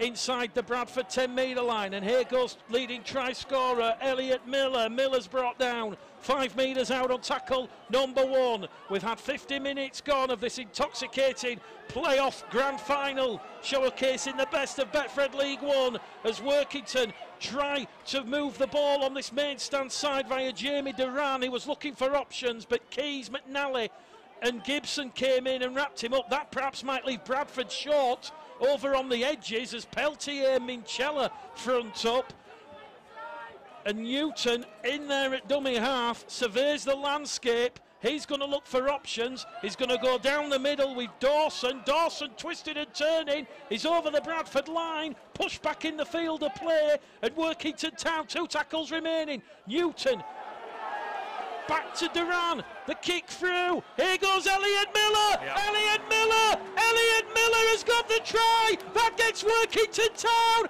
back in this playoff final. Mate, you can feel it. I said it with a pivotal point. I can feel it. The crowd had gone quiet. For me, it started with Dane doing the full circle. They don't need to do it. Field position got Workington back in, but they've kept in the arm wrestle. And the more the game goes on, the nerves will come in for the younger Bradford side. And John Keogh got to get a grip here. They don't need to do what they've done, mate. It's crazy rugby. It's crazy. Big up for Workington. I could see Leon were getting fired up. There couldn't be a play. The hookers threw a bad pass, and it's made him try another play. He's grubbed it, and by the way, the Miller looks as lively as anybody on the pitch. He's got a good future. I don't know his age, Mick, but he looks really, really useful.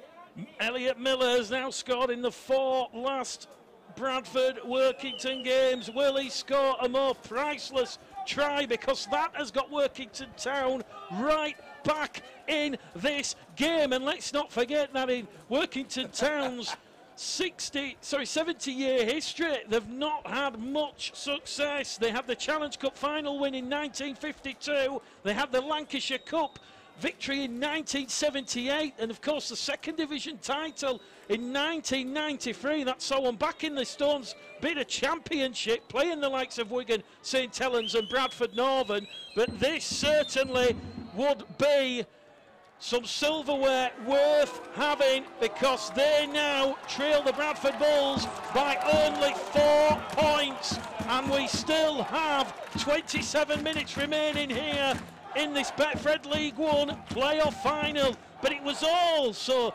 effervescent, effortlessly, how the ball just rolled off Jamie Duran's boot, and Mellor beat Oakes, beat McNally to the punch. Wow. Well, it would have played. It wasn't a set play. It actually missed the pass. But hey, game on, game on. And again, I'm not going to keep on saying, but the 6 points, Mick, that was missed by the kicks, could have a costly edge here, because Workington are now absolutely in the positive ascendancy. Look at them now. They're up for it. The crowd are up for it. Leon's walking about. It's lifted them, and it's all come through Bradford's stupid play. Workington Town in the arm wrestle as Jai Hitchcocks has put a bit of a late hit there on the second row forward. Jake Moore, he's not happy. He looks towards the touch judge, but the referee will say Workington Town have come up with an error of their own, and that now will see Bradford have a fresh set of 6:30 metres out from their opponent's try line. So if you're just joining us on the Betfred social media streams, you're a regular watcher on Bulls Live and Proper Sport or the RFL Our League app, wow, strap yourselves in, because this one is going to go the distance. We've got 25 minutes remaining as Flanagan will get to his feet. He'll play the ball. McNally to Gibson. Gibson with 9 tries, and the 30-year-old former Leeds man is brought down just outside Workington's 30-metre line. Ross Peltier looks for some metres forward going. Here he goes. Ross Peltier with a strong, industrious charge. That has fired up the terraces, and that has fired up the Bulls. And Flanagan now is going to shift it on this right-hand edge towards Keys, but Keys will try and go himself down the middle. Can't get past Scoey, can't get past Kerwin. 4th tackle gone here for the Bradford Bulls. They're 8 metres out from that Workington line. Chisholm links with McNally, out to Oakes. Oakes keeps onto the ball, but it's touched a Workington hand, and it's another fresh set of 6. McNally will pitch one from dummy half. Greg McNally held up, will go back to the 10. Wow, big point. I thought he got over there actually, but Bradford a great field position. I keep talking about it, mate. You score most of your tries from this kind of position. Bradford have got a big chance here to make it a repeat set. Take a bit of juice out of the game, mate. Take a little bit of it out now, because Workington look well up for this. So I think a bit of patience here. Something's happened. I think they're all moaning about. I think he's saying he's buying for time and slowing it down. But well, both these players, both these sides, they will be determined to end the season on a high. They want to get the job done this afternoon, because for the losers, they will suffer the coin toss that will take place at the end of this afternoon's game, and that will decide who will have home advantage next week in what has been billed as the extra playoff final game. As we said, Rochdale, they beat Swinton to 11th place, so it will be Swinton against Bradford or Workington next Sunday. Will it be at Haywood Road? Will it be at Odsal or Derwent Park? Bradford tackles in the bag as Ross Peltier once again making a telling contribution, telling impact, gets to his feet, he'll play the ball, it goes back to Chisholm along the line to Keys looks for a gap, can't get past Olstrom and Miller, and that is tackle number 4 gone for the Bradford Bulls on this fresh set of 6. It'll go from Flanagan to Minchella. Minchella attracting 4 grey shirted Workington Town shirts. And once again, it's James Newton and Tyler Miller, the fullback for Workington Town, who've put a hard hit in. And Minchella has lost the ball. And Bradford now, well, the error count is up to 9 in this final. I think that's a massive set for Workington in defence there. There were no panic. They got the contact. They got under the ball. Bradford looked a little bit, the Arts have got to take control here. George is going himself, they just need to get back to a little bit of composure. I'm looking at the outside backs telling them, just calm down, go through the procedure. They don't need to panic. Workington are right back in this here, another set of 6, and I think Workington have got one cop at this. They don't carry a big squad. They've got Oliver Wilkes out next week, and to play consecutive 3 playoff games is a massive gig. I think Leon said to these lads, this is it, throw everything. Bradford have got a big squad. Oh, Elliot Minchella's try will not count. 2 in the tackle. Dane Chisholm was the second man, and Elliot Minchella is denied what would have been his 35th try of the season. No complaints, no qualms about that one, Craig. Clearly 2 red, amber and black shirted defenders there dislodging the ball. But I just want to focus on the Workington Town fullback, Tyler Miller. He's only out there because Leon Price is without the injured duo, Sam Forrester and Perry Singleton. And certainly Leon Price was more than impressed with the Huddersfield Giants Academy fullback after he stepped into Sam Forrester's boots last weekend in that 30-18 semi-final win at the Keepmoat. Just said, Mick, you know, I think Workington's one throw it here. It must be so hard for a club of their size to have to go next week again. They'll take big knocks here, they've got injuries, the kitchen sink's going in here. Bradford have got a big enough squad probably to pick from, but Mick, the nerves are sticking in. I don't know if people who are watching it on the online stream, Bradford look a little bit nervous, and they're starting to Workington are turning the screw a little bit in. They're up for this. Steve Crossley comes on the field for Ross Peltier, who's gone through a mountain of work. Workington Town keep the ball along the line. It goes to Sam Rook. Sam Rook steps back in field, brought down there by Crossley. Also, James Green going through a mountain of work in defence. Workington Town, though, they're looking to perhaps take the lead for the first time. We're 2 minutes shy of the hour mark here, and Workington looking to put the squeeze here on the Bulls as Andrew Dawson is going to be brought down and has the door shut. Last tackle here, he's not got up and played the ball quickly, and that is another 1%er. That has gone the way of the Bulls. Scrum, head and feet to John Keir's side. Wow, that was great you field position. You can feel the tension, Craig, coming up off the terraces. It is, it's getting like that, but that's a bad mistake by Workington there again. We keep using the word composure and just going through the processes. Sometimes they're just panicking, both teams are panicking. It's a pivotal time in the game. This is going to be it. I think the next 5 or 10 minutes, which one of these teams stay cool, stay calm in the cauldron, will win this game. Next 10 minutes big for me, Mick. Fouille come back on for the last quarter of an hour, it'll have such an impact. Bradford need to just, let's say, the next 10 minutes, need to just compose themselves. Well, we've just heard the war cry, the famous chant of "Come on you Bulls" reverberating around Odsal Stadium.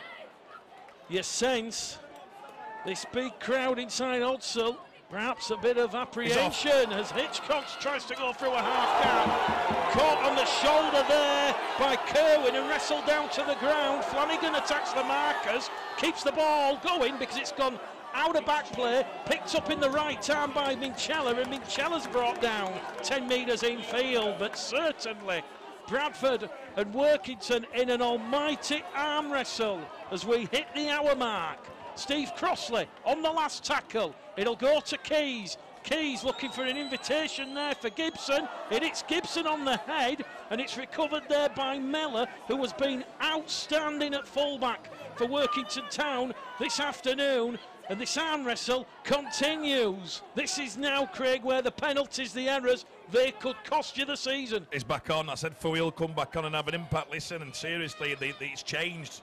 Bradford somehow panicked, and it come from that bit of play from the halves. I can't work it out when you're leading, not just to go through it, get the repeat sets, play it easy. Workington are real back in this game. Bradford needs something. Matt Staunton in defence there for the Bulls as Workington Town inch closer inside their opponent's half. It is the last tackle. What will Workington do here? They go back to the halfway line. They're going to perhaps play the percentages as Jamie Duran, perfectly weighted kick, but it's gone the other side of the touchline. The referee was happy to say it was a 20-metre restart, which was the original call, but Jamie Duran, great kick there between McNally and Hitchcock, who was out of position, and it will be a 10-metre scrum, not a 7-tackle set. Great kick, Jamie Duran. Great kick, great play, great finish to a set. Jordan Lilly's come back on for George in a minute, and I think that's what's going to happen. Bradford are going to get a hold of the game again, trust each other. Workington are playing everything to the set now. They went through the process. They look so composed. Massive part of the game.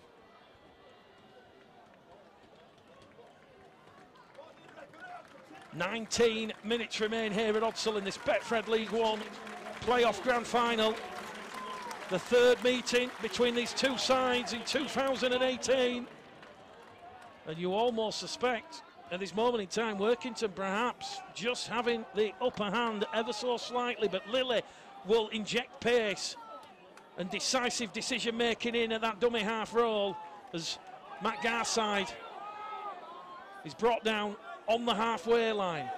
Steve Crossley, he inspired the Bulls last week with a pre-match team talk. We're on the last tackle. Chisholm will take him. Ethan Ryan will wait for Hambley to take the ball out, and Hambley has come up with a horror one there, and that's Hambley's first real error in this match. And after trying, at last Dane Chisholm, he's forced the error. Yeah, great kick by Dane. I don't know whether he was putting the bomb up or whether he meant that, but fantastic defence by Ethan Ryan. And that's the first mistake Joe Hamley's meant for Workington. So great field position here for Bradford. Let's see what they can put on here. They just need to really just relax. And something will happen. Every time they've gone and done something and got in the right position, they've scored tries. Compose themselves. Bradford 15 metres out from that Workington Town try line. They will look for options. Lilly to Keys. Keys along the line to McNally. McNally to Gibson. Gibson towards the corner. Brought down 4 metres out.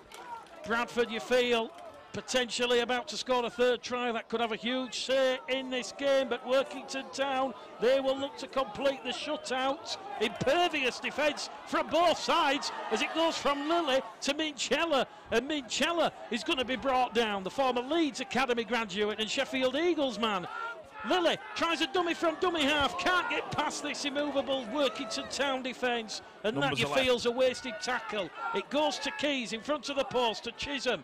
Chisholm fires it into the arms of Staunton. Staunton's run is extinguished by Newton and Moy, and that is the fourth tackle gone here for the Bradford Bulls. They're 5 metres out. Lilly to Keys. Keys probing to McNally. McNally along the line. Bradford are into the corner. It's Hitchcock! Jai Hitchcock has got his second try in this Betfred League One playoff grand final, and that is a cruel blow for Workington Town, but Bradford's patience and composure is rewarded. I think we called it in the first 5 minutes, the right edge of Bradford, Gibson, Elliot Minicello, and Jai's having an absolute storm, and what a finish.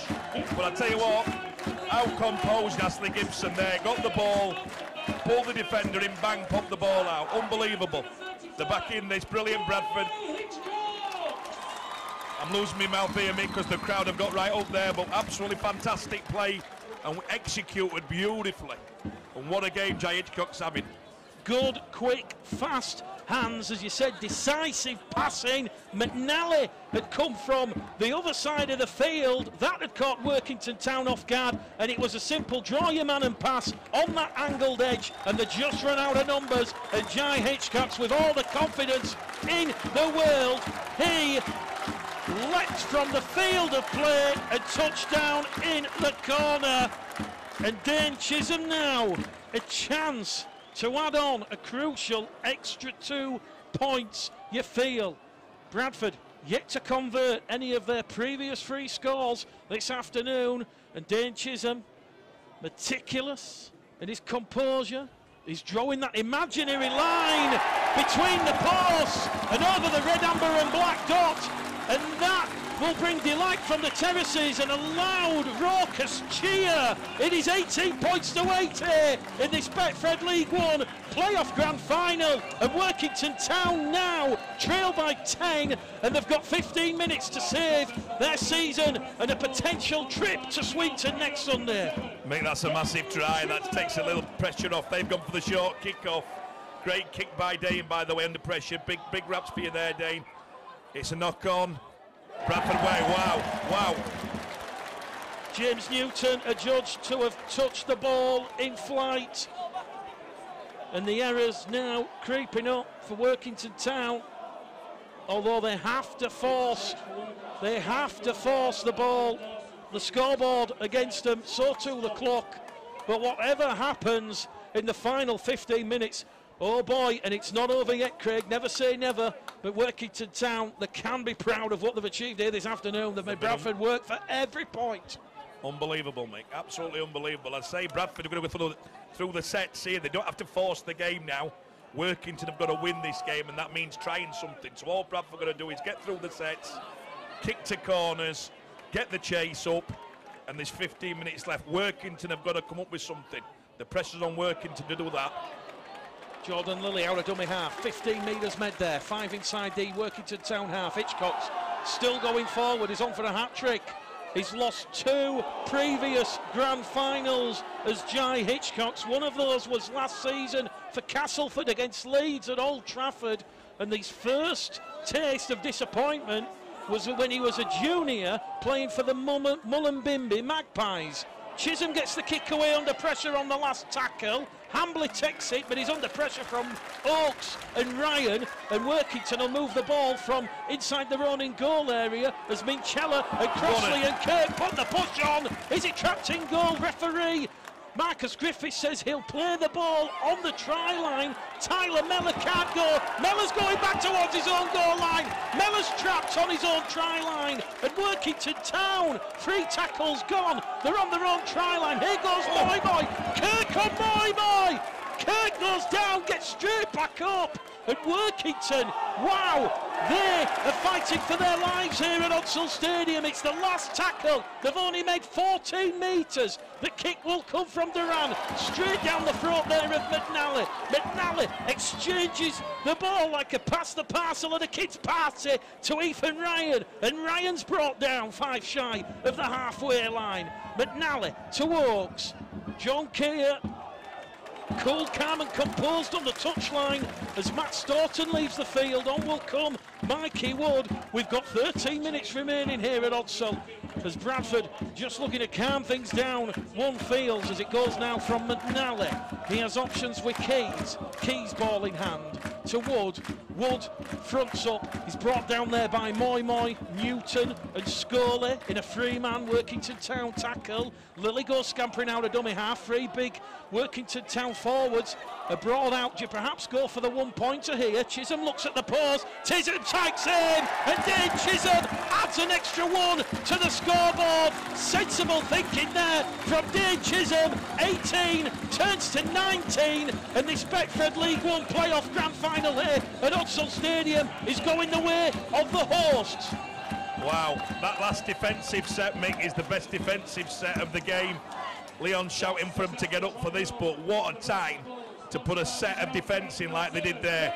Reduced Workington to about 40 metres. In a time like that, that's priceless. That's just got you that drop goal. Dane's got his head back on, he's nice and calm. Bradford are in good hands. 12 minutes remaining on the clock here at Odsal Stadium. Can Workington do something to stop this surge of Bradford ascendancy and momentum? Oakson at dummy half to Ethan Ryan. Oakson, Ryan, two of the homegrown players that have come through the Bradford Bulls Academy in recent years.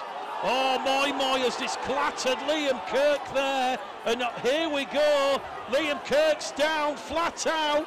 The touch judges come on. Jordan Lilly absolutely remonstrating with the touch judge on the far stand side. And Moy, I don't think there was any malicious, Craig. It's just the ferocity of the tackle. I promise you there, Mick, I actually watched it, because what Fowey did there is he watched the slow pass and he would come in at speed. He'd read the situation and he's given him an absolute shot. I didn't see it, an head shot. We'll have to get a close up with that one, but to me it just looked like a fantastic tackle.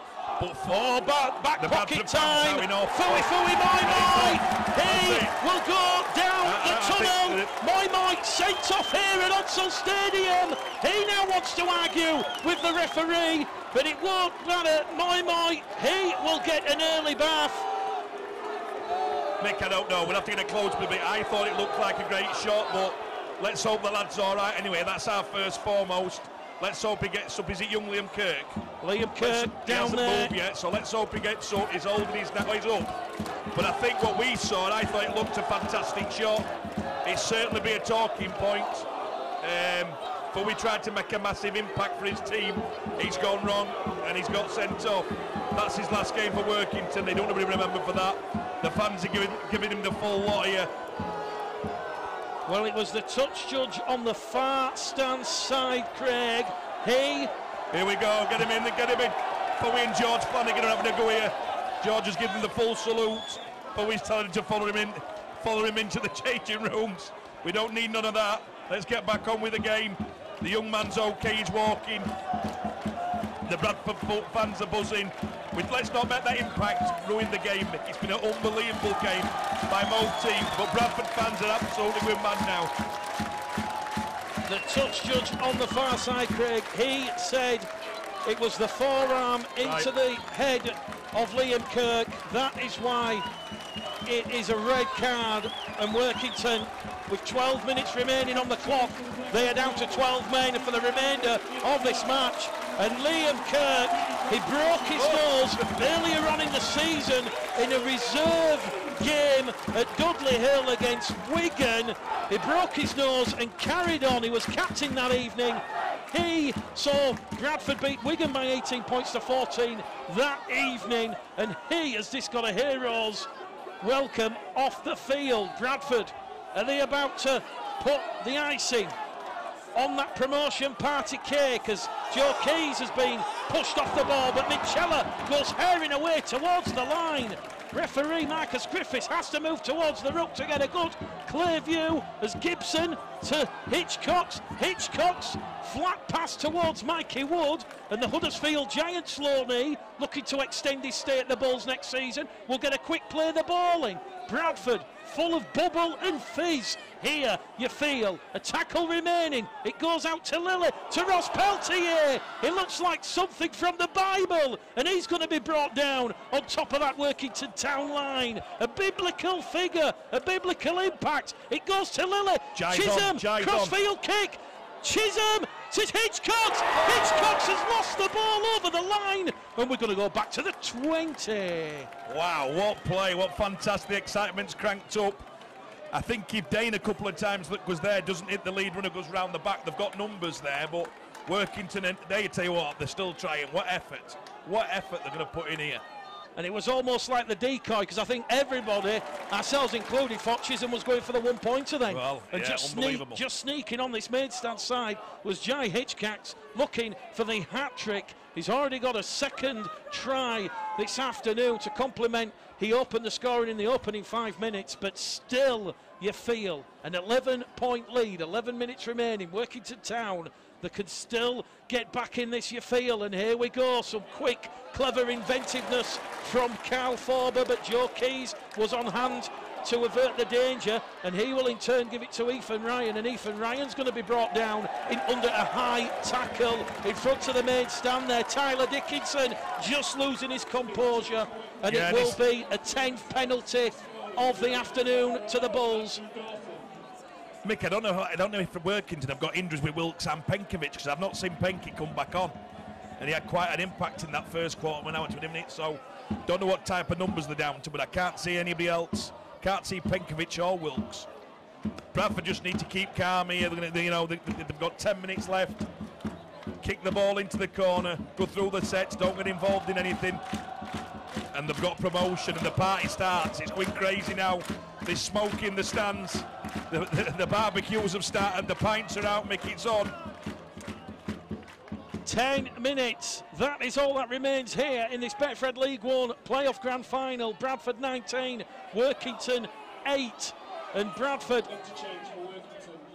a huge set of 6 coming here, as Ross Peltier has lost the ball on contact, but it's been stolen, and it is Jake Moore and Andrew Dawson, the guilty duo, and John Keir says, on comes the kicking tee. Take the 2 points on offer. That will run time off the clock. I've just seen 4,000 people in the stand shout 2, all with a 2-finger salute up. So they've given it the 2. We will rock you's coming onto the sound now. The Bradford fans are in a celebration mode. As I say, Workington have played a massive part of this. Don't know how long's left. Take the 2, get back. But please don't remember, we're here watching this. What an effort by both teams.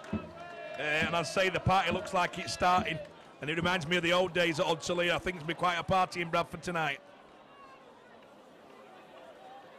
Dane Chisholm will attempt the conversion attempt, the penalty attempt. 15 metres out, 15 metres to the left-hand side of the post. This would put Bradford 13 points clear and 3 scores ahead of Workington Town, who to the credit have gone toe-to-toe, round for round, punch for punch with the Bradford Bulls this afternoon. 10 minutes remaining on the clock. Chisholm adds the extra 2, but it's gone across the face of the post. It's gone dead. The Bulls will get the ball back from the 20-metre line. Well, perhaps it's something in the air, but that is a 4th miss of 2 points on offer. Yeah, that's crazy. That could have really been costly, couldn't it? I hope they get that sort for next year. And thing is, tried the short kick-off again. Big moment short again. Kick-off from Jamie Duran. Well done, Jordan Lilly, quickest to react. The former Stanley amateur, and he's brought down 2 metres inside the Workington Town half. And now we're about to see yet more heartache for Workington Town. Today, of course, the 6th time that Bradford and Workington Town have met in knockout rugby league, and on each of the previous 5 occasions, be that in the Challenge Cup, the Regal Trophy, or the Players number 6 trophy, Bradford have come out on top in this do-or-die knockout contest. Lilly, Keys, McNally, Gibson, Jai Hitchcox for his hat-trick in this Betfred League One playoff grand final. The touch judge gives the nod, the fingers pointed. Jai Hitchcox, he's currently without a club in 2019. Someone sign him up, please. I'll tell you what a finish, and again, we talked about the right edge right at the start of the game. We said, Bradford, that's the edge I thought they should have gone down. That's Jai's hat-trick. He's been absolutely sensational. Massive raps for Ashley Gibson. Massive raps for McInally there where he swung on the backs. They think it's all over. It is now. Mick Gliddle's left the gantry to party with the Bradford fans. He's got an hot dog in one hand and a pint of lager in the other. The game caller's leaving the building. Jai Hitchcock's his 12th try of the season in the red, amber and black, and as we said, coming into this afternoon's game, 6 tries in the last 4. He's now scored in Bradford's last 5 games, and that is 9 tries. He is certainly putting himself in that shop window, and I don't know who his agent is, Craig, but certainly that form might be red hot this afternoon, sorry, this evening. That's why we've been calling him a bit up all day, Mick. We get 20% more. No, he's had a great game. But so has everybody. The game's been a delight to commentate on, and I say, what a party it looks like it started. It's going to be a fantastic atmosphere, and you know what? Rugby League needs Bradford in that championship. They need them back in Super League. They've got some great fans. They're very loyal. John Keir's done a great job, Andrew Chalmers, John Basti and everybody, so fantastic. Workington still get another crack next week, Mick, and if they play like they did here, you'd be thinking they've got a result. I just worried for them on the busted bodies. Penkovic is down there, and so is Wilk, so I think they're down to 2 subs. Dave Chisholm misses his 3rd attempt of the afternoon, and on Bulls Live, Proper Sport, Betfred across the social media platforms, and the hourly gap, it is Bradford 23, Workington 8 in this Betfred League One playoff grand final. And with 5 minutes remaining, you suspect that the Bradford Bulls are going to be on their first step to recovery under co-owners Andrew Chalmers and Graham Lowe, and that will be by booking their place along with the York City Knights in the Betfred Championship for 2019. But oh boy, Workington Town have certainly made them fight for all points this afternoon. It's on in back play. Here we go. An ugly scene to this game. It's been simmering, and Ross Peltier, his teammates frantically trying to pull him away. Something's boiled over, and the officials have got to sort this one out now, Craig. Tyler Mellor and Jordan Lilly are going at it. It's crazy. If Leon can't afford any suspensions for next week, Leon needs to get on here and say to him to calm down. They've already lost Fui, I think, for the red card unless it gets changed. They cannot afford anything daft here. They've got a big game next week. The coaches have got to get on there and say, come on lads, get through this now. The game's over, get through it. They cannot afford. Leon's talked today about how small the squad is, how many players they've got left. He's got to get on here and sort this out and say, calm down lads, get through to next week. You've got a big game next week. Discipline now for Workington. Well, I don't know about Conor McGregor and Khabib, but wow, it's happening all here at Odsal Stadium this afternoon, and the referee and touch judges. Workington can't afford it. Can't afford anybody else, any more bodies or any suspensions. Bradford they're celebrating on the left. Get on the pitch and tell them to calm down. Bradford will be awarded their 12th penalty of the afternoon, and the referee once again just speaks to Jamie Duran and Steve Crossley, the 2 standing captains for Workington and Bradford, and we have time back on. Make the crowd is shouting, Leon, what's the score? They're in celebration mode now, it's on. Ross Oakes will tap the ball to Matt Garside. Garside caught across the shoulder. Tom Kerwin and Dawson. Also Miller coming in. Miller, the try scorer for Workington. He give them hope with 30 minutes remaining. At that point, it was just 12 points to 8. But oh boy, it has been the Jai Hitchcocks and Dane Chisholm show in the final 20 minutes. And Bradford, you suspect, they've got the appetite, the hunger. They're not quite full yet. They're looking for more points. Keys, McNally, off the cuff rugby league to Hitchcocks on this right-hand edge. Hitchcocks puts the kick behind, but Jamie Duran is on hand to avert the danger, and they're not giving the ghost up yet, Workington, as Newton will take the first tackle 15 metres out from his own try line. Mellor in at dummy half.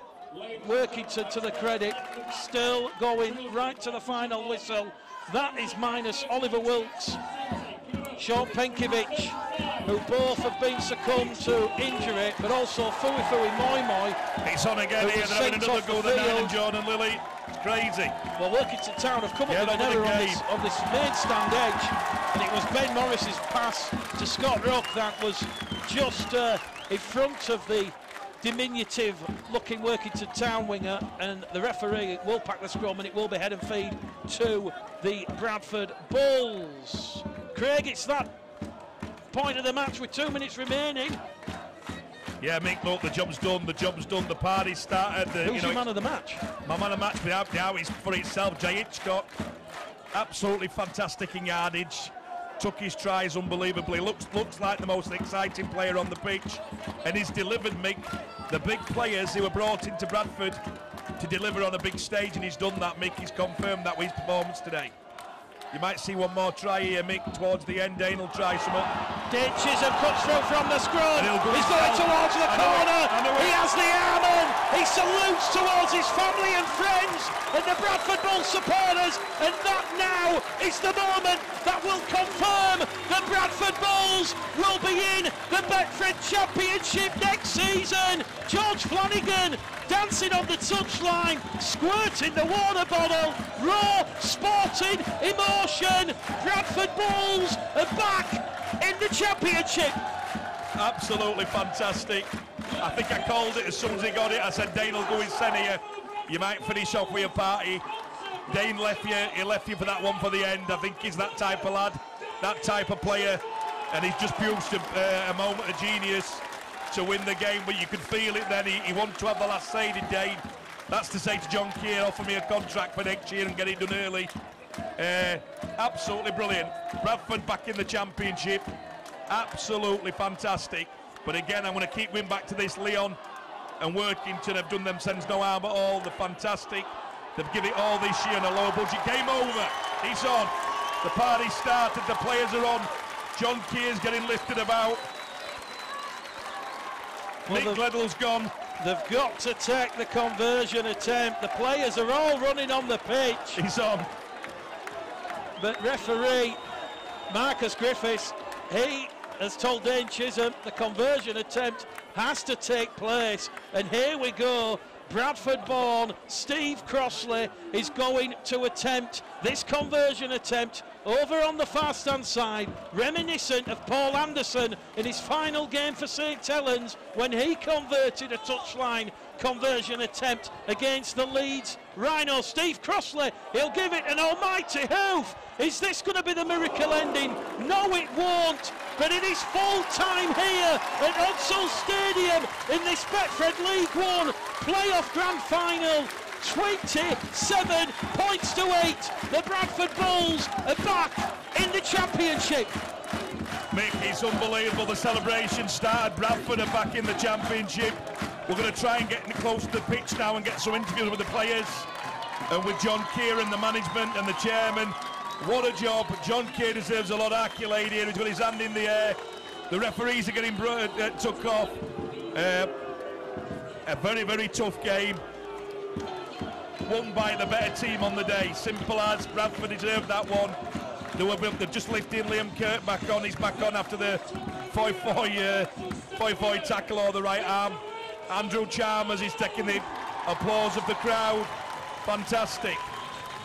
Well, the Bradford Bulls knew they were going to face many on-field tests from many teams in this Betfred League One division, but the main battle that they have had to face all season long is living up to many people's expectations that they could copy the exploits of Toronto Wolfpack last season. They were picked to top spot by the York City Knights, but oh boy, they have been made of tough resilience in these playoff battles against Oldham and Workington Town, and this is great to see. Leon Price there shaking the hands of John Keir and the Bradford players, many of whom Leon played with last season, Craig. Yeah, well, I'd say that'll be interesting what happens, but I'd say he'll never forget this day. It's part of his coaching career to come to Bradford and give it all like they did. They give everything today. They left nothing undone. The Bradford have deserved this day. The club are back on the big stage. Big 12 months, big recruiting now. Let's just let them celebrate now, Mick. The pressure's off. A lot of pressure on Bradford. Everyone's saying they were chokers. Everyone's saying they were too inexperienced. And they've not. They've gone through the season and they commanded the favouritism all year, Mick. And they produced it along with York City. They will be fantastic teams to go into the Championship and make it more competitive. As I say, some great legends have played on that pitch. Massive occasions. This might mean more to Bradford fans than most. Workington Town, they now will face Swinton Lions next Sunday. Will that be at Harold Road or will it be at Derwent Park? The coin toss will take place after Bradford lift the playoff final trophy.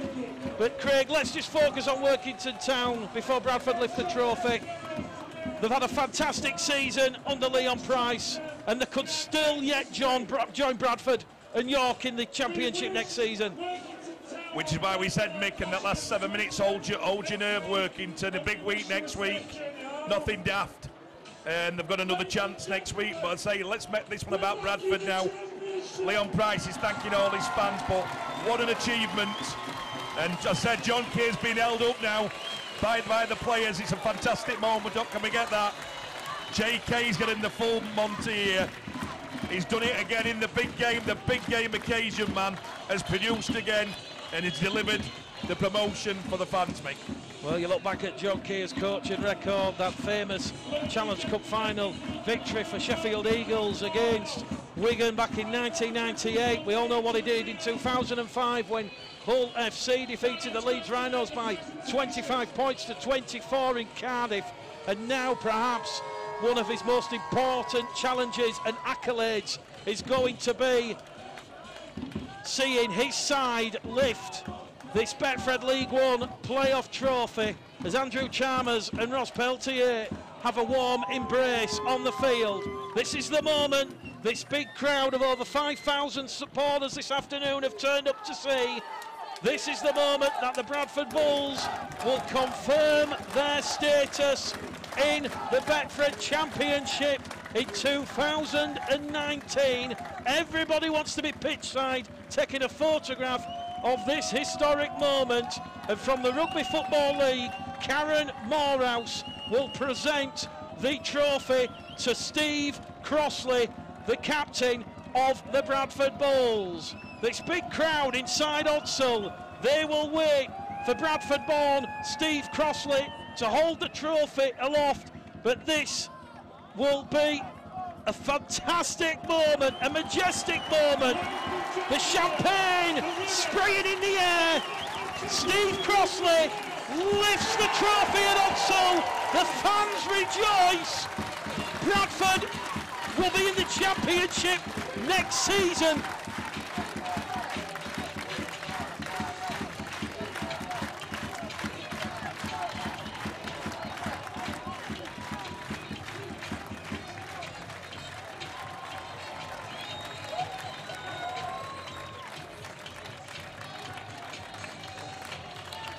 Great to see family and friends. George Flanagan there with his two sons and daughters. Mick, I promise you, some of these young men here will never forget this day and whatever they go on to do. The academy is strong at Bradford. They've got some great young talent coming through.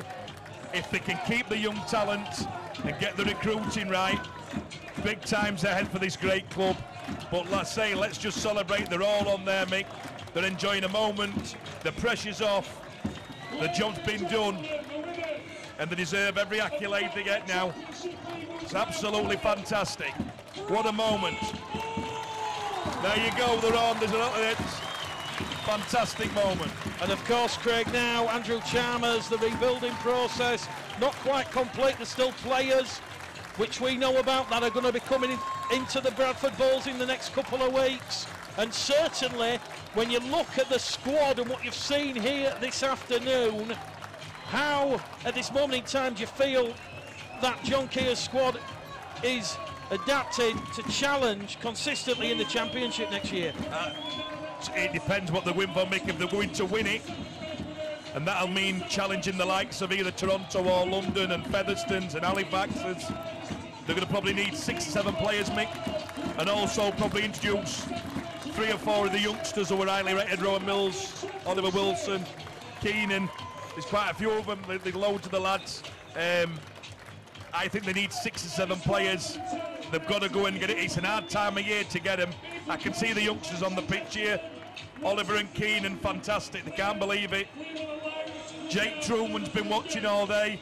It's a fantastic time for them all, and it looks like the pressure's off. Well, a period with no financial drama, and the club's ability to keep hold of the majority of their homegrown players under Andrew Chalmers and Graham Lowe has certainly seen the Bradford Bulls hitting new heights. And along with the York City Knights under John Flatman and James Ford, they now will complement what will be a really exciting championship next year. Fantastic, it's all on. Like I said, it's probably the wrong time of year to be recruiting, Mick, because there's not, you know, but there's some fantastic talents not got contracts, some at Super League clubs. There'll be a lot of business being done in Bradford in the next 48 hours, the next week. This is these players' moments. Listen, some of these players might get some bad news tomorrow, Mick. They might be told, enjoy yourselves, come in next week, and be told there's not a contract for next year. That's the nature of the beast. I know OKR, when they lost 7 or 8 players after the weekend, they kept them in the league, and then they've had to ring them and tell them, or meet them and tell them they'll have to leave the club. It's heartbreaking. It's a real dog-eat-dog game. It's harsh. This is their moment, Mick, but without doubt Bradford need to recruit a little bit more in there. Make sure they probably keep some of these players, because by the look at some of them today, they've done this in no harm in that market. But I do believe Bradford have got the infrastructure through John Bastien and his team, where they've got 4 or 5 kids, as Matty Staunton showed today. Eve Hodgson, absolutely fantastic. Evan Hodgson, absolutely fantastic. They've got these kids to come up, and I think if they had them, Mick, and with the players, Bradford are going to be forced next year. Well, the post-match celebrations are going to go long into the night in the city of Bradford. The players, the families, supporters out there on the famous hallowed turf. John Keir checking every player's arm. But it will be Bradford Bulls in the Championship next season. Commiserations to Workington Town. They certainly played their part in a fantastic playoff final here at Odsal Stadium. In the end, perhaps it was just a little bit too much for them. And Bradford, that youthful exuberance, that never say die attitude, how they moved the ball out on this right-hand edge, and it was Jai Hitchcock's a hat-trick in the final. 6 tries to 1 in the end, 27 points to 8. Mick, I'm just looking down here, I've got about 9 players down there in this squad this year.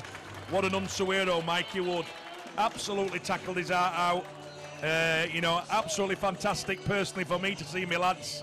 I've seen young Matty Staunton there with a trophy. He's got, you know, he's a Bradford lad. He's the young academy lads are here, they're buzzing, they can't believe it. What a game, and what a chance for Bradford to get right back on it. And I'm telling you, the academy and the infrastructure is strong underneath. Great moment for the lads.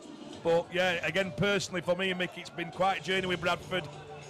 I can remember the dreams at the start of the year, and they've achieved it. And the players we brought over from my company have achieved something. So what a great feat for everybody. You as a supporter, Mick, how are you feeling? You've been with this club through all the highs and through all the lows. The crowd are all waving to you. How do you feel?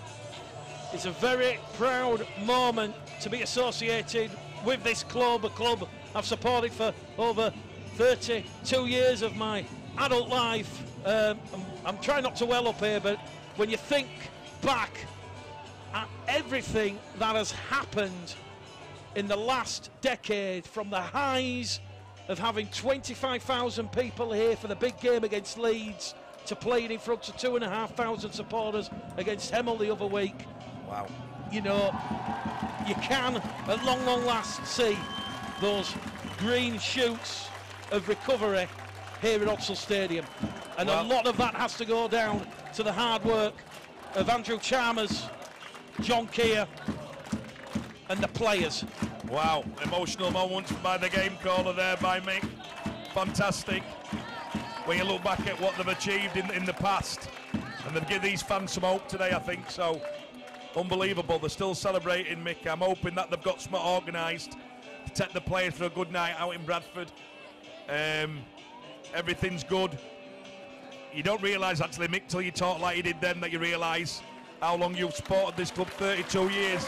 And a lot of these standing ovation now as they leave. Unbelievable. Ethan Ryan, James Green, Jordan Lilly, George Flanagan, Joe Keys. Unbelievable scenes. Jai Hitchcock, Patrick, Elliot Minicello, Ashley Gibson. Take a bow, boys. Mick's actually playing the orchestra with the crowd. Here we go. What a performance. Rough Oaks, Ashley Gibson, what a performance. And I tell you what, Matty Garside, great signing. And then at the last of all, we've got Steve Crossley walking off. He's been here with the big times, he's now walking off. He looks emotional. Unbelievable. We'll get you a little shot of the Bradford fans here. Absolutely buzzing. The place is jumping. And Mick Gledell's eating a hot dog with a pint of lager. Unbelievable. Oh, that's a nice moment. The staff are getting a photo together. What a moment. What a moment. Steve Crossley gets a standing ovation.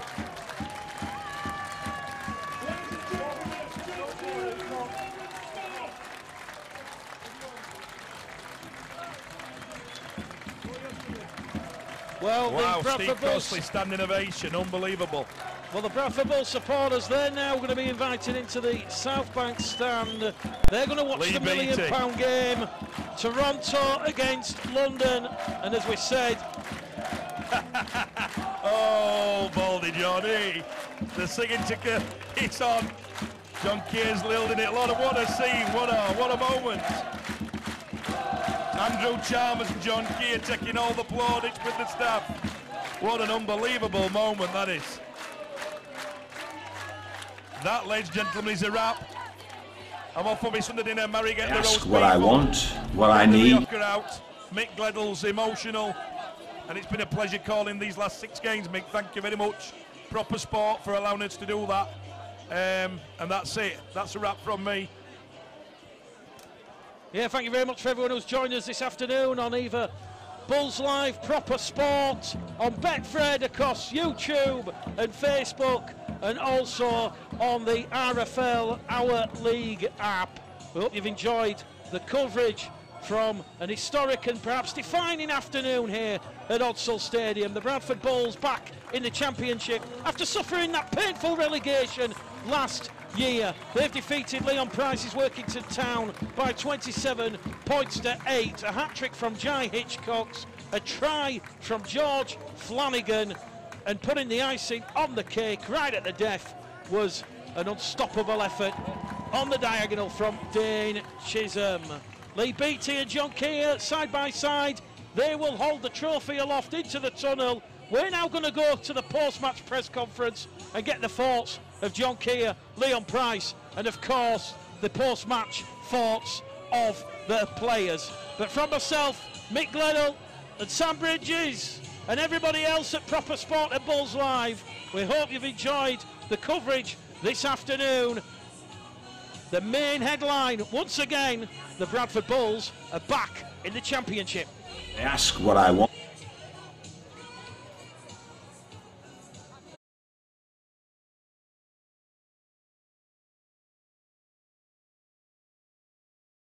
What I want, what I need, what I look for.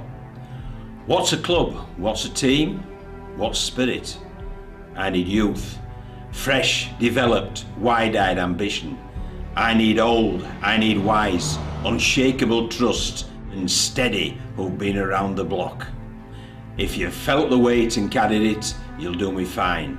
If you haven't, but you want it, you'll do. It's time. My squad will stand shoulder to shoulder, Stand for full 80 minutes, win, lose or draw. If we win by 100, you admire their chase. To the very last minute, you'll applaud effort of foe. If you call old Lady Otzel a slice of heaven on earth, a thing of beauty and awe, or if you just think she's peng, you belong. I don't need you for the words you speak, but for what you do. It's not where you're from, where you work, where you play, who you know. I don't care.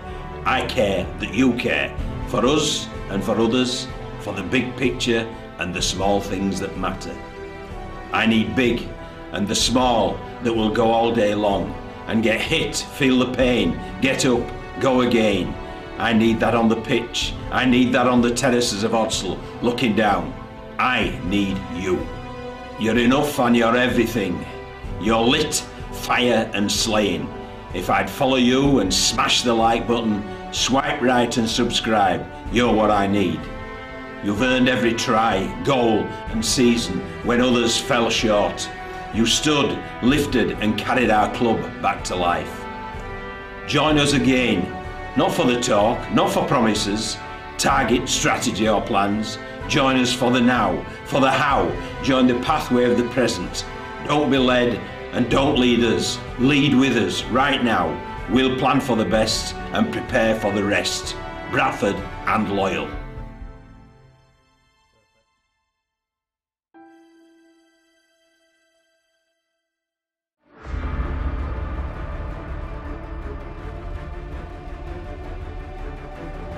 Two teams,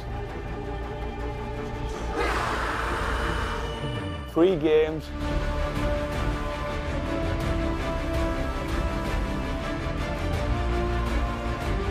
one rivalry.